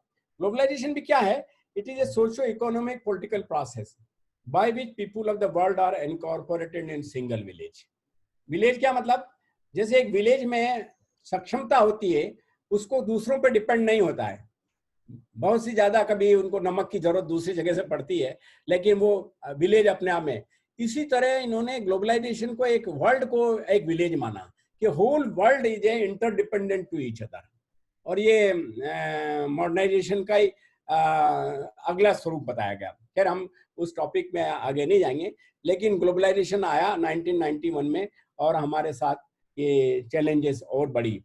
और चैलेंजेस क्या होती? जब देश आजाद हुआ तो डेवलपमेंट की बात हुई, डेवलपमेंट का जो विचार आया उसके साथ मॉडर्नाइजेशन आया। मॉडर्नाइजेशन क्या मतलब होता है? मॉडर्नाइजेशन के साथ रैशनलिटी, लॉजिक की बात करता है। तो समाज हमारा में काफी ऊंच नीच रहा, गरीब अमीर के भेद बहुत रहे, डिफरेंसेस बहुत ज्यादा थे। तो ये स्टेट की एक रिस्पॉन्सिबिलिटी बनी, और वेलफेयर स्कीम्स चली मेजरमेंट के लिए। कई तरह की योजनाएं, रिजर्वेशन पॉलिसी बनी, सुविधाओं के लिए साधन बने, स्कूल, हॉस्पिटल, इस सब पर विचार होने लगा। जब ग्लोबलाइजेशन आया 1991 में, तो ये जो स्टेट की जो पावर थी वो मार्केट ने ले ली, है ना, जिसको आज आप पोस्ट मॉडर्निटी कहते हैं, पोस्ट स्ट्रक्चर कहते हैं, क्योंकि मार्केट डिसाइड करता है आपकी हर चीज, और स्टेट पावर कम होती जा रही है। Everything is for the market हो गया। तो ये ग्लोबलाइजेशन का एक एरा, और नई तरह की रिसर्चेस होने लगी, साइबर रिसर्च हो रही है, साइबर क्राइम होते हैं इसलिए, और ग्लोबलाइजेशन के ये मॉडर्न टेक्नोलॉजी आया। तो ग्लोबलाइजेशन क्या होता है कि इसके ड्राइविंग फोर्सेस चार ही है। एक तो साइंस टेक्नोलॉजी है, जो साइंस से डेवलपमेंट हुआ और टेक्नोलॉजी हमारे पास आई, और इसको स्प्रेड करने में मीडिया और कम्युनिकेशन का सबसे बड़ा रोल है, जिससे सारा वर्ल्ड एक दूसरे को फ्यूजन और फ्यूजन की तरह चल रहा है। United, they are integrating to each others, है ना। और तीसरा है जो आपका ट्रेड है, कॉमर्स है, और चौथा है माइग्रेशन, जो आज की समय कोविड में भी ये बहुत बड़ा प्रॉब्लम है माइग्रेशन में। यदि इसको आप ध्यान रखो, आज के कॉन्टेक्स्ट में यदि जोड़ेंगे हम, तो सबसे बड़ी, कई बार हमारे जो पॉलिटिशियन होते हैं ना, उनका नजरिया अलग होता है। जैसे मैंने अभी उदाहरण दिया लैंग्वेज के लिए भी, कि हमें लैंग्वेज क्या आप कुछ कह रहे? मैं एक बात बता रहा था कि Sorry sir, it was by mistake I think. अच्छा, मैं बता रहा था कि हम रिसर्चर का जो धर्म है और पॉलिटिशियन का धर्म अलग होता है। उनका अपनी कन्वीनियंस के आधार पर, अपनी यूटिलिटी के आधार पर, उनको पावर में कैसे बने रहा जाए, पावर, दूसरे पावर को कैसे हटाया जाए, उनकी अपनी पॉलिटिक्स होती है उसके। लेकिन उस पॉलिटिक्स को, और वो अपने नजरिए से वो इम्पोज करते हैं लोगों को, और उनके विचार को बदलते हैं, और लोग हिप्नोटाइज हो जाते हैं और फॉलोअर बन जाते हैं। वो कभी किसी पार्टी का हो जाता है, कुछ फॉलोअर जो जिससे इन्फ्लुएंस हो जाता है, ये होता है। लेकिन सोशल साइंटिस्ट का होता है रियलिटी को। There is a difference between the truth and reality, है ना। ट्रूथ मतलब जो ऑब्जर्व, जो आप सामने देख रहे हैं, अच्छे लग रहे हैं, है ना, आप अच्छे कपड़े पहन लिए, अच्छे बन के समझ लिए, वो ट्रूथ है ना। लेकिन रियलिटी में आप अंदर से क्या सोचते हैं, आपका व्यवहार क्या है, विचार क्या है ना, है ना। आज बड़े मैरिटल कॉन्फ्लिक्ट होते हैं, हस्बैंड वाइफ की। आप देखिए, पेयर बड़ा सुंदर लगता है, पता लगा घर में वो हर मिनट लड़ते हैं, तो उनको पता है कि वो दोनों का नेचर कैसा है। तो रियलिटी है ना, ट्रूथ और रियलिटी को समझना पड़ता है। तो हमारे पॉलिटिकल साइंस और सोशल साइंस की भी एक दूसरे के वो ट्रूथ को देते हैं, हमें रियलिटी पता लगाना होता है। ये एक बड़ा इंपॉर्टेंट है। तो मैं क्यों उदाहरण दे रहा था कि लैंग्वेज सीखने के लिए हमारे जितने थिंकर थे सोशल, टैगोर, आप रविन्द्रनाथ टैगोर को लीजिए, उन्होंने कहा कि आप जितनी भाषाएं दूसरी सीखेंगे उतनी आपकी भाषा ज्यादा मजबूत होगी। लेकिन हमारा नेशनल प्राइड क्या होता है, आंचलिक भाषा में पढ़ाए जाए। लालू प्रसाद जी ने एक नारा लगाया बिहार में, हिंदी में हो, सब कुछ हिंदी में, और उन्होंने अपनी लड़की को मेयो कॉलेज में पढ़ने भेजा। आप देखिए कि वो एक कम्युनिटी को आप जो आज इतने माइग्रेंट लेबर इधर उधर जाए, उनको हम लेबर रखना चाहते हैं, उनको सक्षम नहीं बनाना चाहते हैं। स्ट्रेटजी ऐसी है, इसीलिए हम फ्री बांटते हैं, फ्री में रहो। आप बेगर को भी फ्री में रोज बेगरी मिलती है तो वो कभी कमाने नहीं लगता, कभी वर्क नहीं करता। तो जिसको फ्री में आप चीजें देने लगोगे वो कभी भी डेवलपमेंट नहीं करेगा, कॉम्पिटिटिव होना चाहिए। और आज जो ग्लोबलाइजेशन का सबसे बड़ा जो मैं एरा बता रहा था, ग्लोबलाइजेशन का चैलेंज क्या है, ग्लोबलाइजेशन वाले जो इसके फेवर में है वो इसको आर्ग्यूमेंट देते हैं कि जो कॉम्पिटिटिव है वो डेवलप है और वो डेवलपमेंट करता है, और जो इसके अगेंस्ट है वो कॉम्पिटिटिव नहीं है। और यही डिफरेंस बताते हैं फर्स्ट वर्ल्ड, सेकंड वर्ल्ड और थर्ड वर्ल्ड को, कि वर्ल्ड में भी जो कंट्री कॉम्पिटिटिव है वो आगे बढ़ रही है और जो कंट्री कॉम्पिटिटिव नहीं वो पीछे रह रही है। यही हालत विद इन द सोसाइटी में आप एनालिसिस कर सकते हैं। सोसाइटी को भी जब एनालिसिस करेंगे तो वो देखेंगे कि जो कॉम्पिटिटिव होगा वो अपनी जो स्ट्रेटा है, जो सोशियोलॉजी का सबसे बड़ा एरिया स्टडी का स्ट्रेटिफिकेशन है, उस स्ट्रेटिफिकेशन को कम करते हैं। और वो उसमें करता है एजुकेशन, इंपॉर्टेंट रोल एजुकेशन, जिसमें हम लोग भी आते हैं और गवर्नमेंट है। तो एजुकेशन और दूसरा है हेल्थ, ये दो बड़े एस्पेक्ट हैं जो कोविड में भी जुड़े हुए हैं। तो एजुकेशन और हेल्थ में आप देखिए जितने राष्ट्र आ रहे हैं सबसे कम पैसा एजुकेशन हेल्थ में लगा रहे हैं। बातें बड़ी करेंगे और फिर रिसर्च अच्छी नहीं होगी। आज आप भी हेल्थ की बढ़िया अभी नॉलेज है, उस नॉलेज को यदि आप नहीं बढ़ाएंगे तो रिसर्च कहाँ से करेंगे, और रिसर्च नहीं करेंगे तो आपके पास नए नए इन्वेंशन, नए नए डिस्कवरी नहीं होगी तो आपकी सर्वाइवल नहीं होगी। आज हम वैक्सीनेशन पे वेट क्यों कर रहे हैं, क्यों हम भी सोचते हैं कि हमसे पहले कोई यूरोप और दूसरा करके आ जाए तो हम इंजेक्शन लगवा लेंगे वैक्सीनेशन है। आइडिया यह है कि हम भी उनके मुकाबले में और कर रहे हैं, हमारे यहाँ भी कुछ अब नॉलेज बढ़ गया है, people are doing developing, but उस लेवल पर सपोर्ट नहीं है।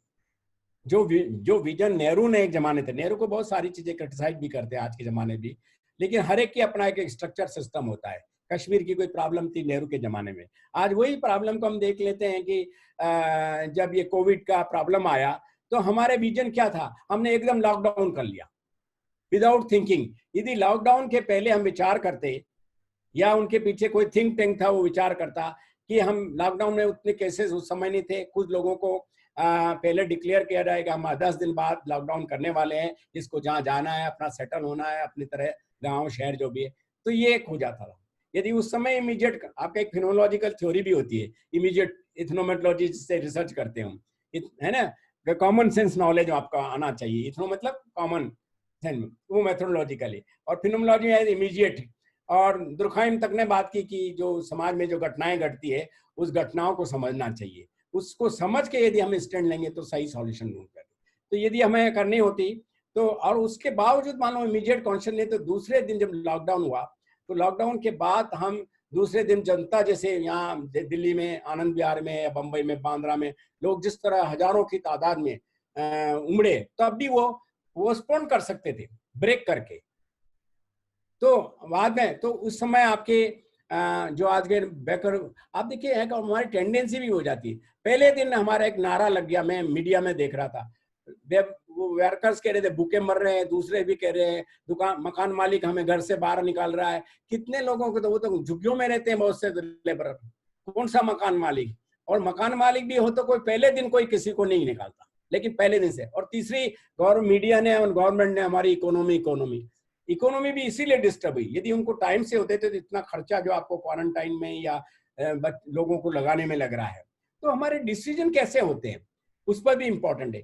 तो सोशियोलॉजिकल अंडरस्टैंडिंग ये होनी चाहिए कि हमें उसका एक्सप्लोरेशन करना चाहिए कि इसके कॉन्सिक्वेंसेस क्या होंगे जो हम कोई काम करने जा रहे हैं उसको। और ये सोशियोलॉजिस्ट कह सकता है, पॉलिटिकल साइंटिस्ट अपनी कन्वीनियंस के आधार, वो तो सोचते हैं मैं चलो इनको रोटी खिलाएंगे, हमें वोट डालेंगे, उनको वोट बैंक की तरह काम में ले लेंगे। ये अलग अलग पर्सपेक्टिव है। तो हमें हमारा मतलब हमें रियलिटी की तरफ जाना है, हमें ट्रुथ में नहीं जाना है। और सोशियोलॉजिस्ट है, दे डू द रिसर्च। अब हमारी जो प्रॉब्लम आ रही है ये तो टीचिंग और क्यों, फिर हमारी जो रिसर्च है, हमारे पास सोशियोलॉजी में या सोशल साइंस में जो रिसर्च कराने की और कई फंडिंग एजेंसी होती है, SSR है, UGC है ना, गवर्नमेंट के कई ऑर्गेनाइजेशन है। आप देखिए वो जो रिसर्च कराते हैं ना, उनके टॉपिक भी वो डिसाइड करके दे देते हैं। यदि आप टॉपिक डिसाइड, जैसे मीडिया आपको बोलता है, गवर्नमेंट एक लाइन दे देती है, मीडिया में बहुत कम डिविएशन होता है, वो उन्हीं को भजन करेंगे दिन रात, हमारी प्रॉब्लम क्या है, चाइना की है तो चाइना चाइना करेंगे, रशिया रशिया करेंगे, या अमेरिका अमेरिका करेंगे, या पाकिस्तान करेंगे। किन चीजों में लोगों को एंगेज करा जाए, है ना। शाम को डिबेट, कुछ एक तबका है जो पढ़ा लिखा है उसको डिबेट में बैठा दिया जाता है। 4 आदमी है वो सब चीजों का सक्षम है, हर पार्टी के 4 आदमी आ जाएंगे, एक गवर्निंग का आ जाए या नॉन गवर्निंग आ जाए, वो अपनी बातों को, अरे फैक्चुअल उसमें, और मीडिया वाला बताता है तुम अपनी बात बताओ, अरे रिसर्च में है तो आप फैक्चुअल इंफॉर्मेशन दे दीजिए और रिसर्चर उसको कंपेयर कर लेगा, उसमें वहां डिबेट की क्या जरूरत है। और इसीलिए जापान और वगैरह में और चाइना में ये डिबेट नहीं होती, वो कि जो प्रॉब्लम है you highlight it and give us and we will find out the solution. हमारे यहाँ क्या रिसर्च होती है, वो अपनी लाइब्रेरी में वो किताब चली जाती है, कभी हमारे जो प्लानिंग कमीशन के जो मेंबर हैं कभी उठा के कोई किताब नहीं देखते, तो वो फिर प्लानर भी आर्मर चेयर थिंकर हो जाते हैं और उसी तरह की प्लानिंग होती है, we are not able to solve the problems. तो रिसर्च की एक बड़ी प्रॉब्लम है और इसीलिए हमारी नई नई रिसर्च है। और आप देखिए यूजीसी वगैरह में अब लोगों ने, पहले के जमाने में हम जो थे तो हमारे डिपार्टमेंट में हम लोग डिफरेंट डिपार्टमेंट में जहाँ जहाँ थे, हर लोग अपना थिंकिंग करता था कौन सा कोर्स पढ़ाना है, मेरे यहाँ की कौन सी यूटिलिटी है, कौन सी डिमांड है, और हम सोच करके कोर्स बनाते थे। अब चैलेंजेस क्या है कि हम कहते हैं कि हमारे कॉन्सेप्ट थ्योरी नहीं बने हैं। चैलेंजेस क्या है, जब हमें नॉलेज आया और जब बनाने हैं उस समय हम दूसरों पर डिपेंड होने लगे। आज हम लोग बड़े पॉपुलर हैं मीडिया में, वेबिनार में, इसको हम बड़ा पॉपुलरिटी मानते हैं टेक्नोलॉजी का, लेकिन जो इंटरेक्टिव तरीका, जो नॉर्मल सेमिनार है वो इस टेक्नोलॉजी से नहीं होता। ये वेरी इंपॉर्टेंट थिंग है, लेकिन अल्टरनेटिव नहीं है। तो कुछ पर्टिकुलर पीरियड के लिए, और ये भी एक हैवोक है, पेंडेमिक है, जैसे अब पेंडेमिक आया, डर हो, भयावह, ऐसी त्रासदी हो गई, तो जैसे वर्कर्स चिल्ला रहे हैं हमारा क्या होगा, ऐसे स्टूडेंट भी बोलने लग जाते हैं हमारा क्या होगा। आप देखिए हमारे पास एक कोटा का एग्जाम्पल है, कोटा में जो स्टूडेंट पढ़ने गए अच्छे घरों के लोग थे, और जब लॉकडाउन हो गया तो उनको वहां कोई तकलीफ नहीं थी, लेकिन पॉलिटिकल पार्टी में कुछ ने स्टिमुलेट किया, फ्री में उनको बसें भी दे दी, और जब उनको फ्री में दी तो एक चैलेंज हो रहा है कि फिर वर्कर के लिए क्यों नहीं ट्रेनें चली। जो आदमी, और फिर आप कहोगे हमारी इकोनॉमी खराब हो गई, जो सक्षम है उसको फ्री है। तो ये जो फ्री का टेंडेंसी है, एक बार रशिया में बड़ा अकाल पड़ा तो लोगों को कहा कि उनको अपने यहाँ तो कोई भी चीज अर्थक्वेक आता है, अकाल पड़ता है तो हमने कहेंगे खिलाओ और कंबल बांटो, कुछ ये करो, है ना, डिजास्टर मैनेजमेंट का जो फार्मूला है वो अपने यहाँ लाए। लेकिन वो ऐसा नहीं करते, वो कहते हैं कि इनको कुछ काम कराओ और काम करके बदले, काम के बदले दो। अभी एक बेस्ट एग्जांपल हमारे यहाँ जो सेल्फ इनिशिएशन था, इनिशिएटिव फिलॉसफी जो केशव देव ने अपने ब्रह्म समाज में रखी भी थी, ये मैं अभी एक एग्जांपल देखा जो यूनिक था। सीकर में राजस्थान के कुछ लेबर को क्वारंटाइन किया, तो वो उन्होंने उस स्कूल वालों को कहा कि हमें खड़िया, चाकू, ये क्या, ये प्लम्बर का सामान और ये पुताई का सामान और ये सामान लाके दे दीजिए, और उन्होंने वो दे दिया। और पता लगा वो झरझर स्कूल था, वो 15 दिन में उन लेबरर ने उस स्कूल की कायाकल्प कर दी और बदले में उनका सर्वाइवल भी हो गया। यदि इसी तरह की फिलोसफी, एक प्लानिंग होती कंट्री में भी, ये काम करे तो लोगों को एंगेज, जब काम नहीं होता है तो कहते हैं ना empty mind is the rascal mind, तो नहीं खाते हैं तो उनको खाना भी 4 बार मिल रहा फिर भी कहेंगे ये अच्छा नहीं आया, बिरयानी नहीं आई, उसको फेंक रहे हैं, है ना, पत्थर फेंक रहे हैं, कभी नर्स के साथ बिहेव कर रहे हैं। मतलब ये empty mind is a rascal mind, मतलब you should have a proper planning. और ये काम हम लोगों का सोशोलॉजिस्ट का होता है कि, और वो इस गवर्नमेंट इन लोगों का या उनकी भी जो थिंक टैंक है वो भी उनकी तरफ देख करके बात करते हैं। थिंक टैंक का काम होता है रियलिटी देने। राजा महाराजा भी अपने मंत्री रखा करते थे ऐसे पढ़ने समझाने के लिए, और राजा स्वयं भी जाकर के पब्लिक की समस्याओं को देखता था। आज हमारे राजा तो आ ही नहीं सकते हैं, राजा तो पब्लिक में आए तो उनको पब्लिक दिखाई देगी नहीं, उनके तो सड़कें खाली कर दी जाती है और वो पूरी सिक्योरिटी, जितनी जनता को सिक्योरिटी, कई बार हम देखते हैं चीफ मिनिस्टर, प्राइम मिनिस्टर को जितनी सिक्योरिटी चाहिए उतनी तो स्टेट को नहीं मिलती। ये बड़ी प्रॉब्लम है। इसी तरह जितने इनके खर्चे हैं, आप देखिए इनके असेंबली और पार्लियामेंट के खर्चे कभी कभी कैलकुलेट करा लो तो वो खर्चे इतने मिलेंगे जितना तो स्टेट पे खर्चा नहीं होता।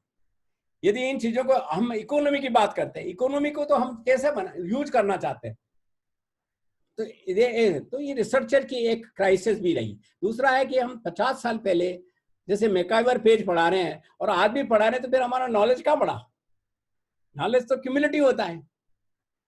और मैं क्यों चैलेंज है, ये हमें चैलेंजेस है, मुझे भी है, आपको भी है, हम सब उसी के हिस्से हैं। हमारे यहाँ बड़े बड़े स्कॉलर हुए, श्रीनिवास गिनते हैं, जीएस गुर्रे गिनते हैं, राधा कमल, डीपी मुखर्जी, बड़ी बातें करते हैं ना, ये लोग हैं। इनके बाद में कौन श्रीनिवास, कौन घुर्रे, कौन दीपांकर, ये भी नहीं दिखाई देंगे। तो जबकि नॉलेज बढ़ गया, आपको सुविधाएं बढ़ गई, अभी क्या है, हम लोग रिसर्च नहीं करते हैं, हम ये मैकेनिकल है, गूगल आ गया, हमारा गुरु तो गूगल गुरु है, कोई भी चीज है गूगल को खोल लो, आपको नहीं है उससे देख लो, मतलब उस पर थिंकिंग नहीं है, क्रिएटिविटी नहीं है। आर्टिफिशियल इंटेलिजेंस बढ़ रहा है बट क्रिटिकल थिंकिंग नहीं डेवलप हो रही है, ये एक इंपॉर्टेंट थिंग है। और वो चीजें इसीलिए मैं कह रहा ना, ये वेबिनार है, जूम है, ये क्रिटिकल थिंकिंग नहीं, क्योंकि जब हम क्लास में लेक्चर देते तो हमें स्टूडेंट का बैकग्राउंड पता होता है, किससे कैसा इंटरेक्ट कर सकते हैं, किस तरह के डिस्कशन कर सकते हैं, ये चर्चाएं उससे हो सकती है, जो इस पर नहीं हो सकता। फेस टू फेस रिलेशन नहीं होती, आई टू आई कॉन्टेक्ट, बड़ा फर्क पड़ता है, आंख से आंख मिला के बात करते हैं, है ना, भी फीलिंग लगती है, इंटरेक्टिव होता है।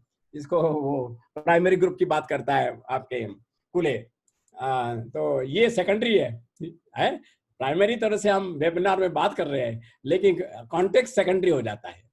तो इस तरह के तो एक इशू ये भी रहा कि हमारी क्रिएटिविटी कम हो गई, और इसीलिए क्या होता है कि आज कोर्सेज सिलेबस से वो यूजीसी सप्लाई कर देगी और यूजीसी से आप ले लेंगे और आप पढ़ाएंगे और आपकी थिंकिंग। कई बार कहते हैं 80% ये ले लो, हमारे यहाँ जोर लगा देंगे 20%, क्योंकि हम लोग 20% में भी मेहनत नहीं करना चाहते, ये बढ़िया। अच्छा, यूजीसी का भी हाल देखो, मुझे एक बात बताया, मैं 78 में लेक्चरर था रोहतक में, तो उस समय हम कोर्सेज बना रहे थे, तो हम कोर्सेज बनाए तो हम बढ़िया अच्छे अच्छे जर्नल से इक्विप थे, अमेरिकन सोशियोलॉजिकल रिव्यू है, ब्रिटिश सोशियोलॉजिकल है, और जेएनयू से आए थे, थोड़ा एक यूफोरिया भी था, तो हम लोगों को एक जोश था, एज का फर्क होता, हम नए कोर्स बनाए थे, और ऐसे ऐसे कोर्सेज बनाए जो जेएनयू वगैरह में भी नहीं चलते थे।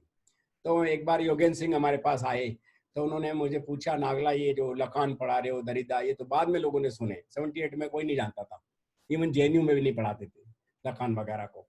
तो मुझे कह रहे थे कि नागला तुम रोहतक में इनको ये पढ़ाओगे तो इनको समझ में कैसे आएगा। मैंने कहा आप चोखड़ा से आए तो आपको समझ में आ गया था, और हमारे बच्चों को नहीं आएगा, और जिस दिन जेएनयू में इंटरव्यू देने आई हैं तो आप ये नहीं कहोगे कि ये रोहतक से आया है, झज्जर से आया है, दादरी से आया है, तो इससे दूसरा प्रश्न पूछा जाए, आप तो वहीं पूछोगे, डराओगे, ग्लोबलाइजेशन का असर बताओ, तो उसको कॉन्सेप्ट ही क्लियर नहीं होगा तो वो कैसे एक्सप्लेन करेगा। तो उनको ये बात समझ में आ गई, ही वॉज वेरी हैप्पी, और उनका नहीं ठीक पड़ा, और हमने उसी तरह के सिस्टम चालू किए। और 50 साल पे 78 में हमने मीडियम ऑफ इंस्ट्रक्शन में इंग्लिश का सेमिनार कराते, डिस्कशन करते थे, है ना, एक एरा था। और रिक्रूटमेंट की भी थी कि डिफरेंट जगह से हम लोग गए थे, हमारे यहाँ बनारस से भी कोई टीचर लगा, बड़ौदा से भी कोई आया, एक हेग से आया, ऐसे टीचर भी हुए, और डिपार्टमेंट एक तरह से एक चैलेंजिंग हुआ। धीरे धीरे हमारे लोकल इशू, आंचलिक इशू बढ़ते गए, और हमारे मठाधीश बढ़ गए, पॉलिटिकल इंटरफेरेंस करने लगे। तो रोहतक ही नहीं, कई यूनिवर्सिटीज में जो रिक्रूटमेंट की पॉलिसी है, चाहे रिक्रूटमेंट एजुकेशन स्टूडेंट लेवल पे हो, चाहे टीचर लेवल पे हो, है ना, यदि कॉम्पिटिटिव नहीं होगा तो डिपार्टमेंट डेवलप नहीं होगा।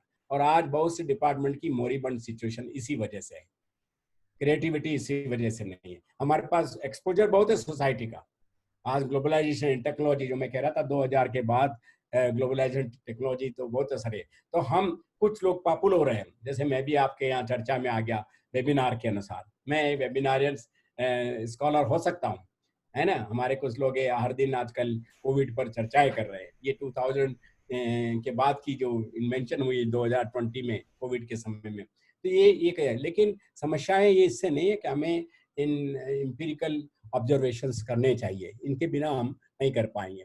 तो ये एक लेवल पर, रिसर्च के लेवल पर भी चैलेंजेस। दूसरा है हमारा जो सब्जेक्ट है ना, ये मैं बहुत ज़्यादा टाइम तो नहीं ले लिया, आई विल वाइंड आउट थोड़ी सी बात करके। ये आज के कॉन्टेक्स्ट में बात करता हूँ कि सोशियोलॉजिस्ट का रोल आज के कॉन्टेक्स्ट में कैसे हो सकता है। सबसे बड़ी प्रॉब्लम जैसे अभी माइग्रेशन सी हुई है ना, माइग्रेशन की कोई पॉलिसी नहीं है। और माइग्रेशन क्यों होता है? वेंडर फ्रैंक की थ्योरी है कि आदमी अंडर डेवलप से डेवलपमेंट की तरफ जाता है ना।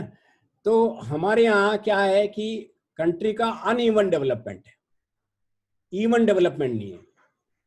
यदि इवन डेवलपमेंट हो तो 50 आदमी मान लो रोहतक से चंडीगढ़ जाएं और उस पे 50 नहीं तो 45 आदमी रोहतक भी आए चंडीगढ़ से, वो हेल्थ नहीं बिगाड़ेंगे, रीजन की स्ट्रक्चर नहीं बिगड़ेगा। लेकिन एक जगह तो 10 भी नहीं जाए और दूसरी जगह 50 ही जाए वापस। तो आज जो हमारी जो अंडर डेवलप जो अनइवन डेवलपमेंट हुआ है, जैसे बिहार है, ईस्टर्न यूपी है, और उससे रिलेटेड जो बड़ी प्रॉब्लम है एक पॉपुलेशन की है, हाईएस्ट फर्टिलिटी रेट है इस तरह के टाउन्स की। तो एक तो वहां डेवलपमेंट नहीं है, पॉपुलेशन नहीं है, तो नेचुरली माइग्रेशन होगा, है ना। अच्छा, और जब क्राइसिस होता है, हमारे पास एक इल्यूजन है कि हम कहते हैं ना जैसे blood is thicker than water. तो जब अभी क्राइसिस आई तो उनको गांव शहर याद आया कि गांव में जाएंगे, जबकि ये रियलिटी पता लगेगा जब रियलिटी में नीड है फैमिली को, जरूरत के मुताबिक। दोस्त भी कई बार आपने देखा होगा वो आपके रिश्तेदारों से ज्यादा मदद करता है, लेकिन हमारा को फिर भी इल्यूजन रहता है रिश्तेदारी का। तो सब लोगों का जब ये कोविड आया तो एक भय क्रिएट किया, एक विस्मयता आ गई, चिंता हो गई, अनसर्टनिटी आ गई। और अनसर्टनिटी आ गई, ये हमारे मीडिया से कर दी, चाहे गवर्नमेंट की पॉलिसी से हुई, और लोगों में भय हो गया, लोग अपना जगह छोड़ करके। नहीं तो आप देखिए, जो आदमी 33 साल से बंबई में आ गया, दिल्ली आ गया, छठ की पूजा भी यहाँ होने लग गई, और सारी तरह अपने बीबी बच्चों को यहाँ ले आया। जो आदमी इतना सेटल यहाँ आ गया, उसको वापस कैसे घर याद आ सकता? लेकिन वो एक भय क्रिएट कर दिया, अनसर्टनिटी हो गई, है ना। ये बहुत बड़ा रोल रहा पॉलिटिशियन का रहा, मीडिया का रहा, और इसी की वजह से सारे कॉन्सिक्वेंसेस हुए जो हमारी आज इकोनॉमिक डिस्टर्ब होगी, है ना। और दूसरी चीजें, और वो देखेंगे, आप देखेंगे कि ये लोग पहुंचे नहीं, उसके पहले वापस रिवर्स माइग्रेशन होगा, और हो गया शुरू। बहुत से लोग तो ऐसे देखे जो बिहार में पटना स्टेशन में उतरे, क्वारंटाइन लेने जा रहे थे, तो जो ट्रेन छोड़ के आई दूसरी ट्रेन में वो टिकट लेकर के, इधर तो फ्री की डिमांड कर रहे थे और उधर टिकट लेकर के वो वापस बैठ गए। अब वहां क्या है, वो इसलिए है कि गांव जाए, घर जाए, वहां पर भी कौन खिलाएगा, वहां कौन सी मजदूरी है, क्योंकि डेवलपमेंट तो है ही नहीं। तो सिवाय है कि जब तक हम डेवलप नहीं करेंगे, ह्यूमन डेवलपमेंट नहीं करेंगे, माइग्रेशन नहीं रोकेंगे, we can not think about. तो आज के सोशियोलॉजिस्ट को इस पर बड़ी रिसर्च की जरूरत है कि ये माइग्रेशन जो हो रहा है और ये रिवर्स माइग्रेशन हो रहा है, तो फिर हमारा नारा कहाँ गया। हमारे पॉलिटिशियन देखो, मीडिया भी इसी तरह का नारा लगाते हैं। मैं आपको एक छोटा सा एग्जांपल देता हूँ। नांदेड़ में कुछ यात्री फंस गए थे, तो आपके जो चीफ मिनिस्टर थे अमरीक सिंह, क्या नाम है, तो उन्होंने उनके लिए एसी बसें भिजवाई, और एसी बसें भिजवा करके उन्होंने लाए। तो मीडिया ने कहा एसी बसें गई, एसी से केसेस पॉजिटिव हो गए, ये प्रॉब्लम हो गया, और उसको डिस्करेज किया, ये बात फैली। और 4 दिन बाद पता लगा कि जब यहाँ से ट्रेनें चालू की तो सबसे पहले एसी ट्रेनें चालू हुई, तो और फिर वो कहने लगे कि वो उसको क्रिटिसाइज करने लगे। तो आप मीडिया क्या रोल करता है कि एक चीज को जिस समय क्रिटिसाइज करता है, उसी चीज को दूसरे समय में वो तारीफ करता है। मतलब देयर इज अ गैप, ये कॉग्निटिव डिसोनेंस होता है। इसको लियोन फेस्टिंगर की थ्योरी है कि व्हाट यू से और what you do, difference between this two. तो ये कॉग्निटिव डिसोनेंस है ये। लेकिन और जनता ऐसी हिप्नोटाइज होती है कि वो इमीडिएट पिछली चीज भूल जाती है और अगली चीज से दबाव में आ जाती है, और उसी तरह से मेरा है कि रियलिटी को समझने के लिए, और ये सोशियोलॉजिस्ट का रोल है कि वो रियलिटी को पता लगाए, लिखे, पढ़े, चैलेंजेस रहे। और कभी इस चैलेंजेस में तकलीफें भी होती है। देश आजाद हुआ तो लोग जेल में गए, तकलीफें भी देखी। तो आपको भी कभी रिसर्च के लिए पैसा नहीं हो तो छोटी छोटी रिसर्च करो। जैसे मॉर्टन ने मिडिल रेंज थ्योरी बनाई, उसने कहा कि ग्रैंड थ्योरी पार्सन्स की तरह नहीं बना सकते, तो मिडिल रेंज बनाओ, छोटे छोटे काम करो, छोटे मिलकर के बड़ा हो जाता है। जो बड़ा काम कर देगा वो उसमें से छोटे छोटे काम निकाल सकता है। ये अप्रोच की बात है, पर्सपेक्टिव बात है। रिसर्च से भी इसी तरह हुई है, एक थ्योरेटिकल, एक पॉजिटिविस्टिक रिसर्च हुई है, एक फिनोमेनोलॉजिकल रिसर्च हुई है। पॉजिटिव रिसर्च में क्या हुआ, साइंटिफिक स्टडी हुई, आदमी को आदमी की तरह ने वस्तु की तरह देखा, है ना, ऑगस्ट काउंट की तरह, है ना। लेकिन जो आज है स्टडी है, हमें आदमी को समझने की स्टडी है, रियलिटी को समझने के लिए। क्वालिटेटिव स्टडी होनी चाहिए, और यूनिक स्टडी है जैसे मॉरिस कास्टर की स्टडी है ना, जिसने दिलवाड़ा में एक स्टडी की थी ट्वाइस बॉन्ड की। तो हमें आज के समय में जो स्टडी है मेरा अंदर है कि हमें फिनोलॉजिकल स्टडी की जरूरत है, सिंबॉलिक इंटरेक्शन, इथनोमेट्रोलॉजी को काम में ले जाए तो समाज की रियलिटी को समझ सकते हैं। मैंने आपका कुछ समय से ज़्यादा ले लिया है। थैंक यू, आपने पेशेंसली सुना। और कोई प्रश्न पूछना चाहते हैं, क्योंकि मुझे वाइफ भी पीछे से साउंड कर रही थी कि आपको ये बुजुर्गों की प्रॉब्लम है कि वो बोलने लगते हैं तो उनको ध्यान नहीं रहता कि कितना समय रहना चाहिए। तो इसीलिए मैं आपसे बार बार कह रहा था कि आप मुझे रोक सकते हैं जब चाहें तब। तो sir, it was so interesting. Thank you very much, nice meeting. Thank you so much sir. Meenakshi, questions, after listening to you, I think now people can assess, they can understand also that sociology is a very serious discipline.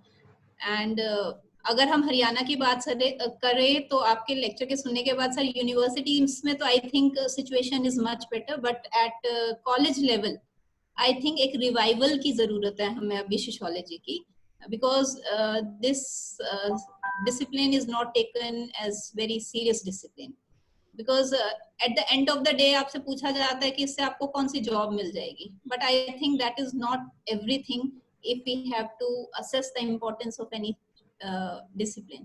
तो आजकल sir ये बहुत important issue आ रहा है, बच्चों को discourage भी किया जाता है कि इसके बाद आपको नौकरियां नहीं मिलेंगी and all, but I think after listening to you after this lecture, we can understand that in order to understand a society in a holistic manner, only one subject can do justice with it, that is sociology. Thank you, sir. Now I open the floor for question and questions. If anybody have any question, please you can type in the chat box. We can take they have already written, you just yes, read sir. out. Sir, there are already, we have few questions, sir. आप मुझे बताइए तो I will take Suman. She is asking a question. Sir, so you follow Herbert Spencer organic analogy? नहीं, वो तो जो Herbert Spencer की बात कही थी ना, हमने कहा कि सोसाइटी का जो डेवलपमेंट हुआ वो इवोल्यूशनरी है, और उसीलिए मैंने मार्शियन पर्सपेक्टिव को भी बताया, इंडिया का भी देखिए आप जो तो इवोल्यूशनरी है। तो हमने वो डेवलपमेंट देखे तो वो इवोल्यूशनरी पर्सपेक्टिव में ही देखा पड़ेगा, जो प्रिमिटिव से लेके, जैसे मार्स का उदाहरण भी दिया मैंने, तो development of sociology, development of the society. Sociology का जो डेवलपमेंट है वो इवोल्यूशनरी होना उतना नहीं है, वो सिचुएशनल है, कॉन्टेक्चुअल है ना। Theory is related to the context, है ना, कोई भी किसी कॉन्टेक्स्ट के अनुसार थ्योरी डेवलपमेंट होती है ना। तो सोसाइटी का डेवलपमेंट और एकेडमिक डेवलपमेंट, और एकेडमिक डेवलपमेंट को कह सकते हैं क्यूमुलेटिव, इवोल्यूशनरी के बजाय जो एकेडमिक डिस्कशन है उसको क्यूमुलेटिव कह सकते हैं। नॉलेज एक नॉलेज आएगा, उसी से नॉलेज से दूसरा नॉलेज का आप डेवलपमेंट कर सकते हैं। तो सोशियोलॉजी में भी जिस समय हमारे पास सक्षमता नहीं थी तो हमारे पास कॉन्सेप्ट करना भी नहीं मुश्किल होता था। आज हम उस कोशिश में आ गए हैं और उस सिचुएशन में आ गए हैं कि थ्योरी डेवलप कर सकते हैं, थ्योरी कंस्ट्रक्शन कर सकते हैं।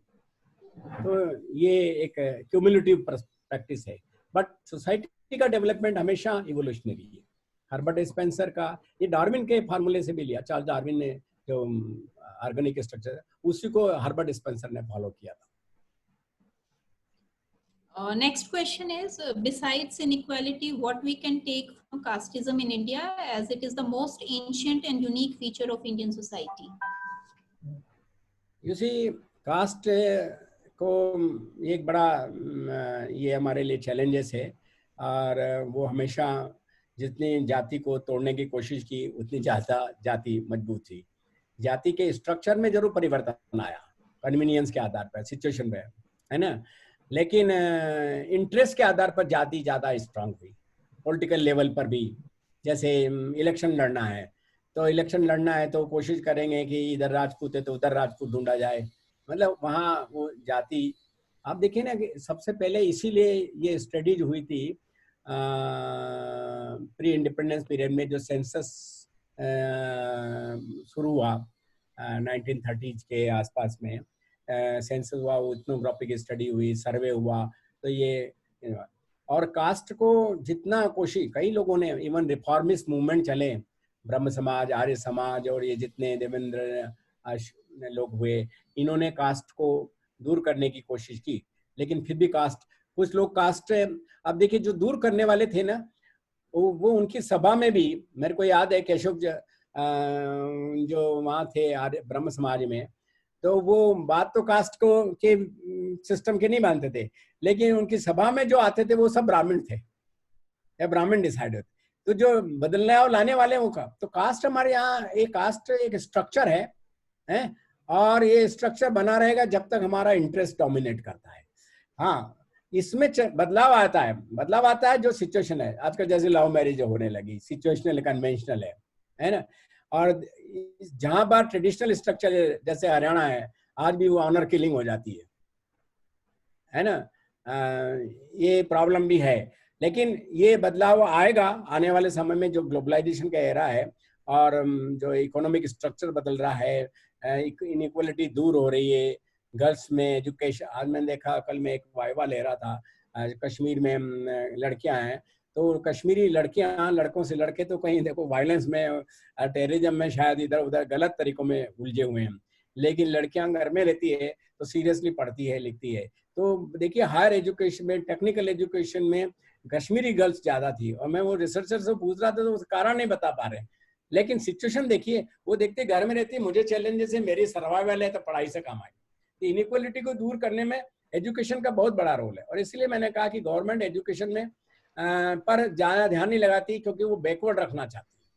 जब तक गवर्नमेंट का प्राइमरी, मैं आपको एक और उदाहरण देता हूँ कि राजस्थान में एक MP थे नाथुराम मिर्जा, और जीवन भर कहीं किसी हारे नहीं का पोजीशन रहे उधर ने, लेकिन उन्होंने कभी भी, वो नागौर के रहने वाले थे, अपने गांव को डेवलप नहीं किया, और जहाँ उस नागौर में घुसते थे तो लोग कहते नागौर की पहचान कहाँ है, जहां से सड़क टूटी वो नागौर आएगा।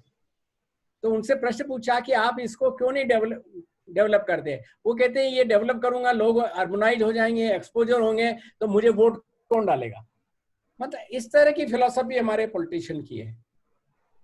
तो how do you think about it. तो कास्ट तो बहुत रिजिड दूर की चीजें हैं, लेकिन डे टू डे इनइक्वालिटी को हम डेवलपमेंट के कॉन्टेक्स्ट में भी दूर करने वाले नहीं। तो लेकिन ये सोसाइटी में चेंजेस आ रहे हैं, और सबसे बड़ा रोल ग्लोबलाइजेशन का है। ग्लोबलाइजेशन से काफी इंटरेक्शन हो रहा है, और बच्चे माइग्रेशन बहुत हो रहा है, इंटरनेशनल नेशनल माइग्रेशन हो रहा है, तो ये विचार बदल रहे हैं, कुछ रिजिडिटी है, तो समय लेगा। फिर भी कास्ट स्ट्रक्चर इंडिया में इतना रूटेड है कि इसका फॉर्म बदल जाएगा, लेकिन कास्ट रहेगा। This is a problem. और next question, next question, next question is, sir, if people have nothing to eat and earn at their hometown, why the labor is moving?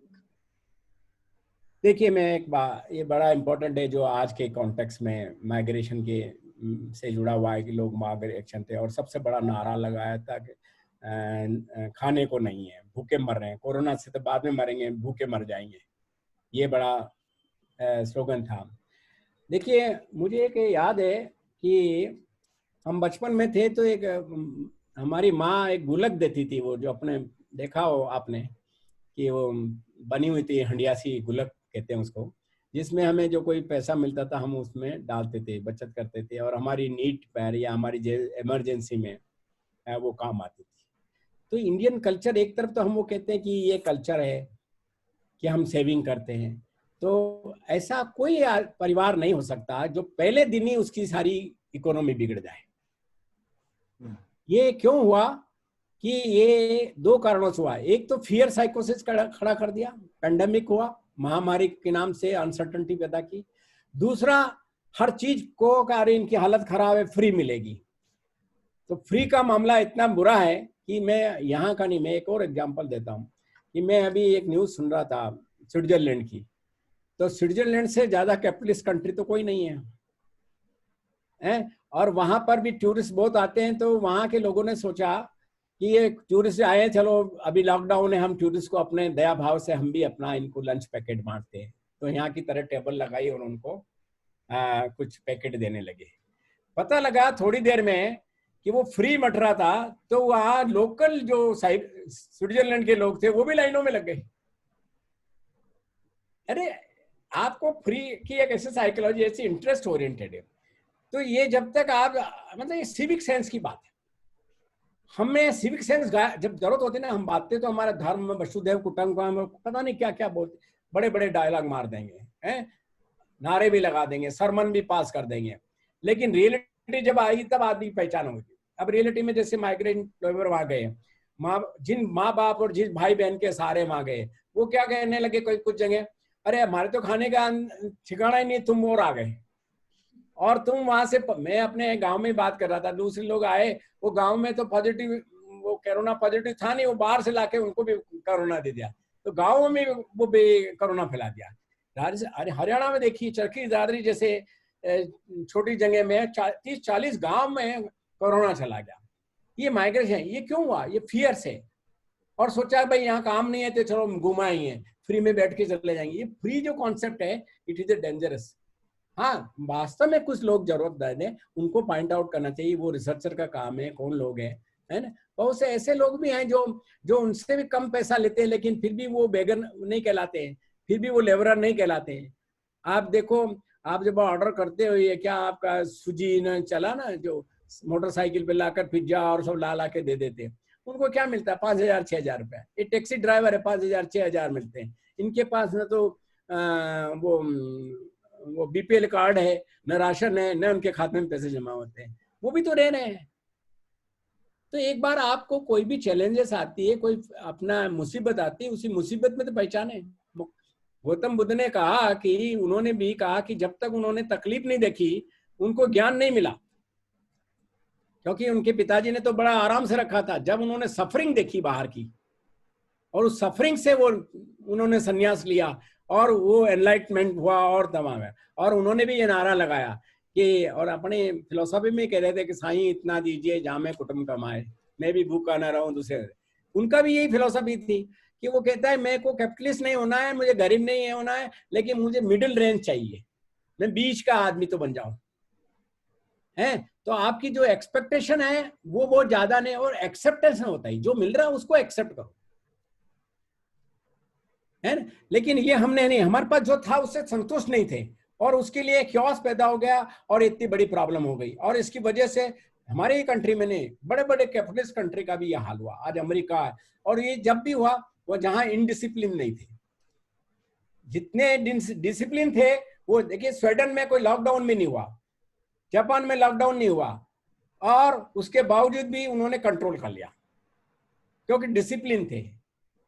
तो इरादा है कि आप जब तक आपको अपना सेंस नहीं हो, सिविक सेंस, है ना, सिविक सेंस डेवलप करने की जरूरत है। ये भूख इतनी बड़ी बात नहीं है, उसका भी अल्टरनेटिव निकल आता है।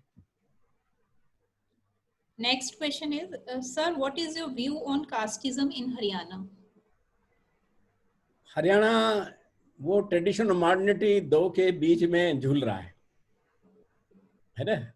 हरियाणा कुछ चीजों में बहुत एडवांस है, लिबरल भी है, और इवन हरियाणा में डोमिनेंट कम्युनिटी जैसे जाट है ना।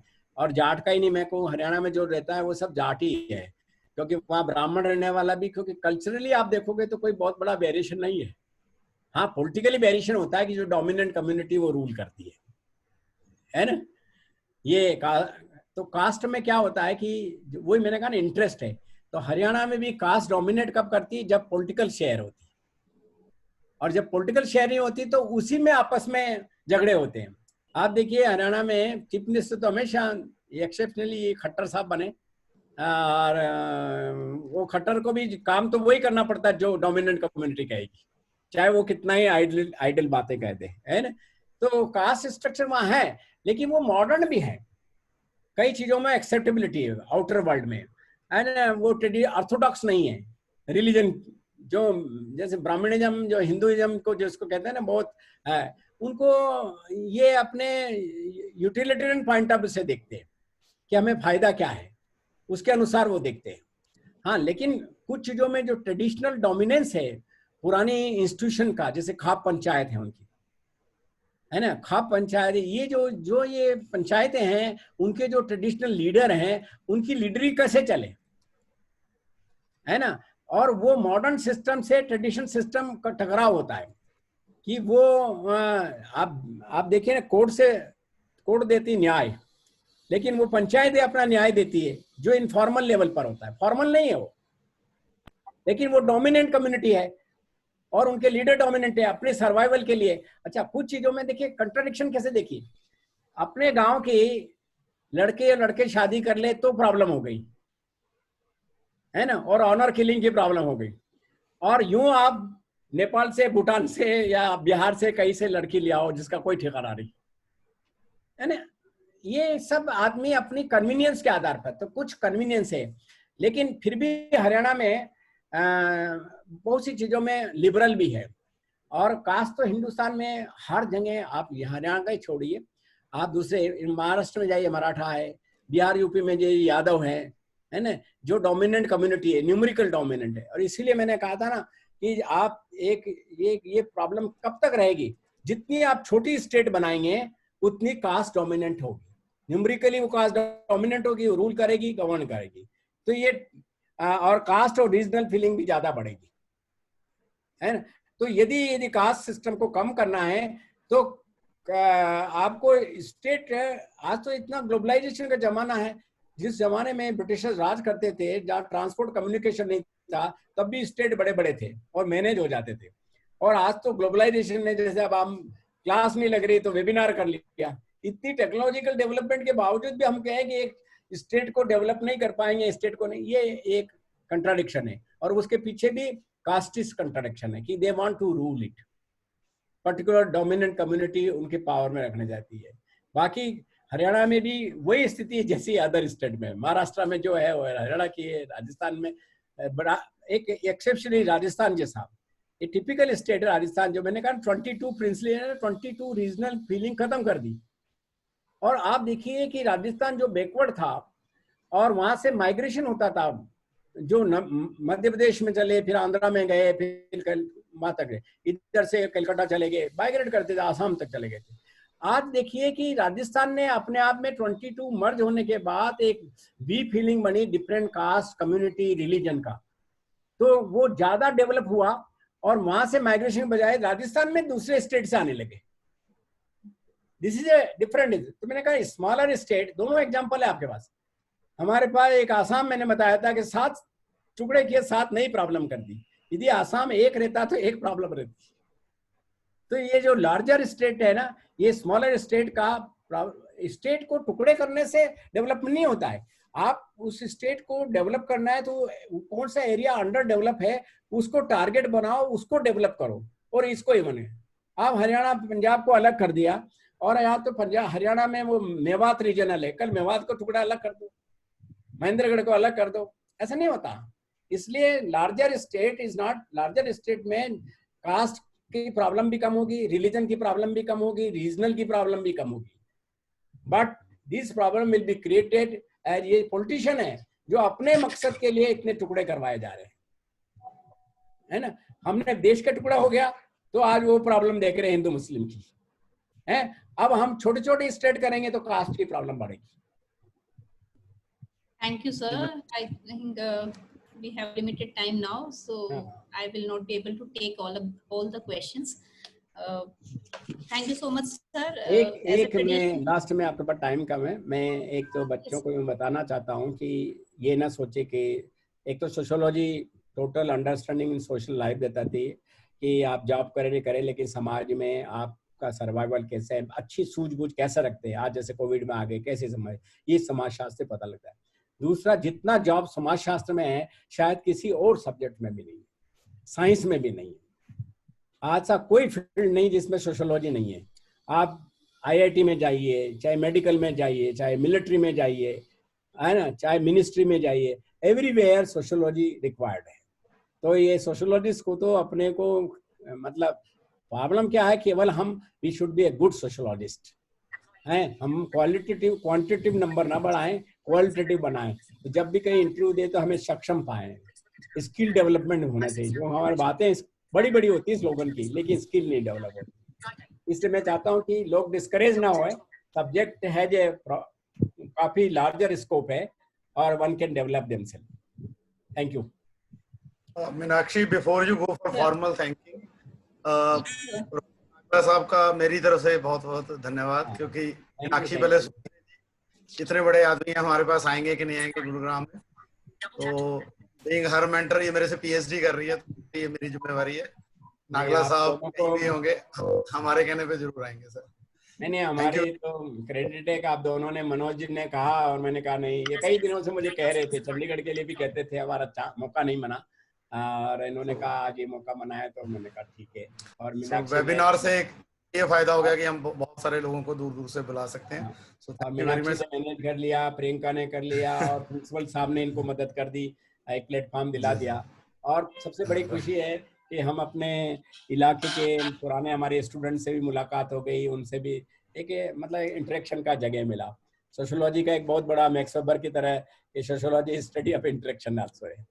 Thank you very much. एक क्वेश्चन मैंने इसमें लिखा था, अब टाइम नहीं है, सिर्फ ये है कि फ्यूचर में जो इंडियन सोशियोलॉजी पे रिसर्च होनी है, उसका आप की फोकस एरिया कुछ गाइड करना चाहेंगे?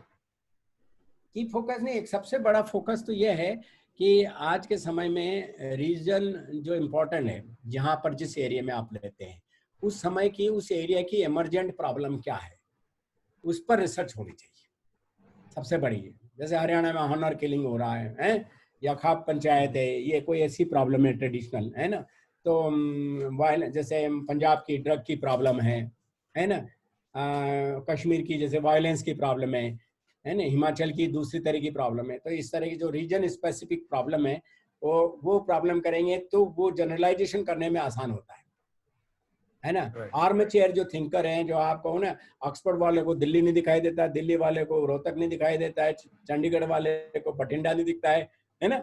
मतलब हमारी जब तक रीजन स्पेसिफिक प्रॉब्लम पर रिसर्च नहीं होगी और उसको हाईलाइट नहीं करेंगे, we will not be able to solve the problems.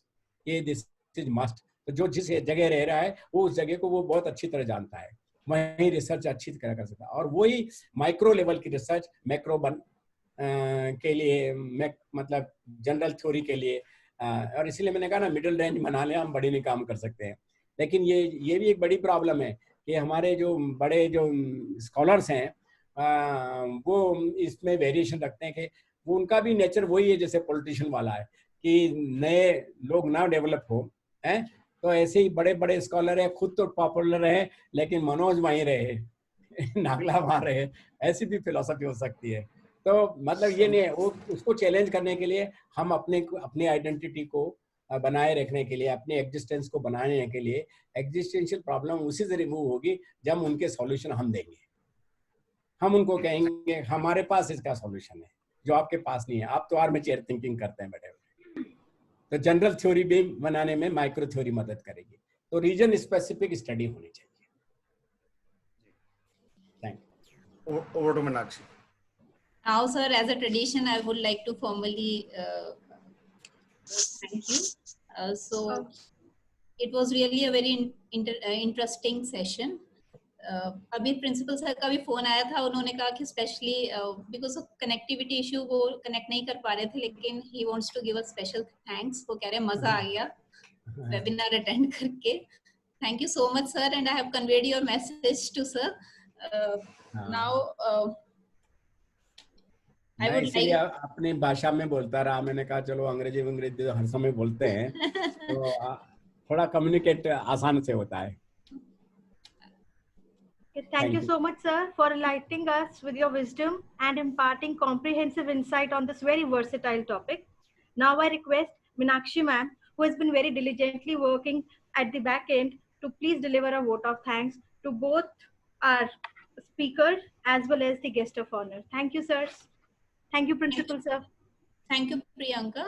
Good afternoon to all. On behalf of Department of Sociology, Government College for Girls, Sector 14, Gurugram, I deem it a great honor and privilege to propose the vote of thanks to all who have helped us in making this webinar a resounding success.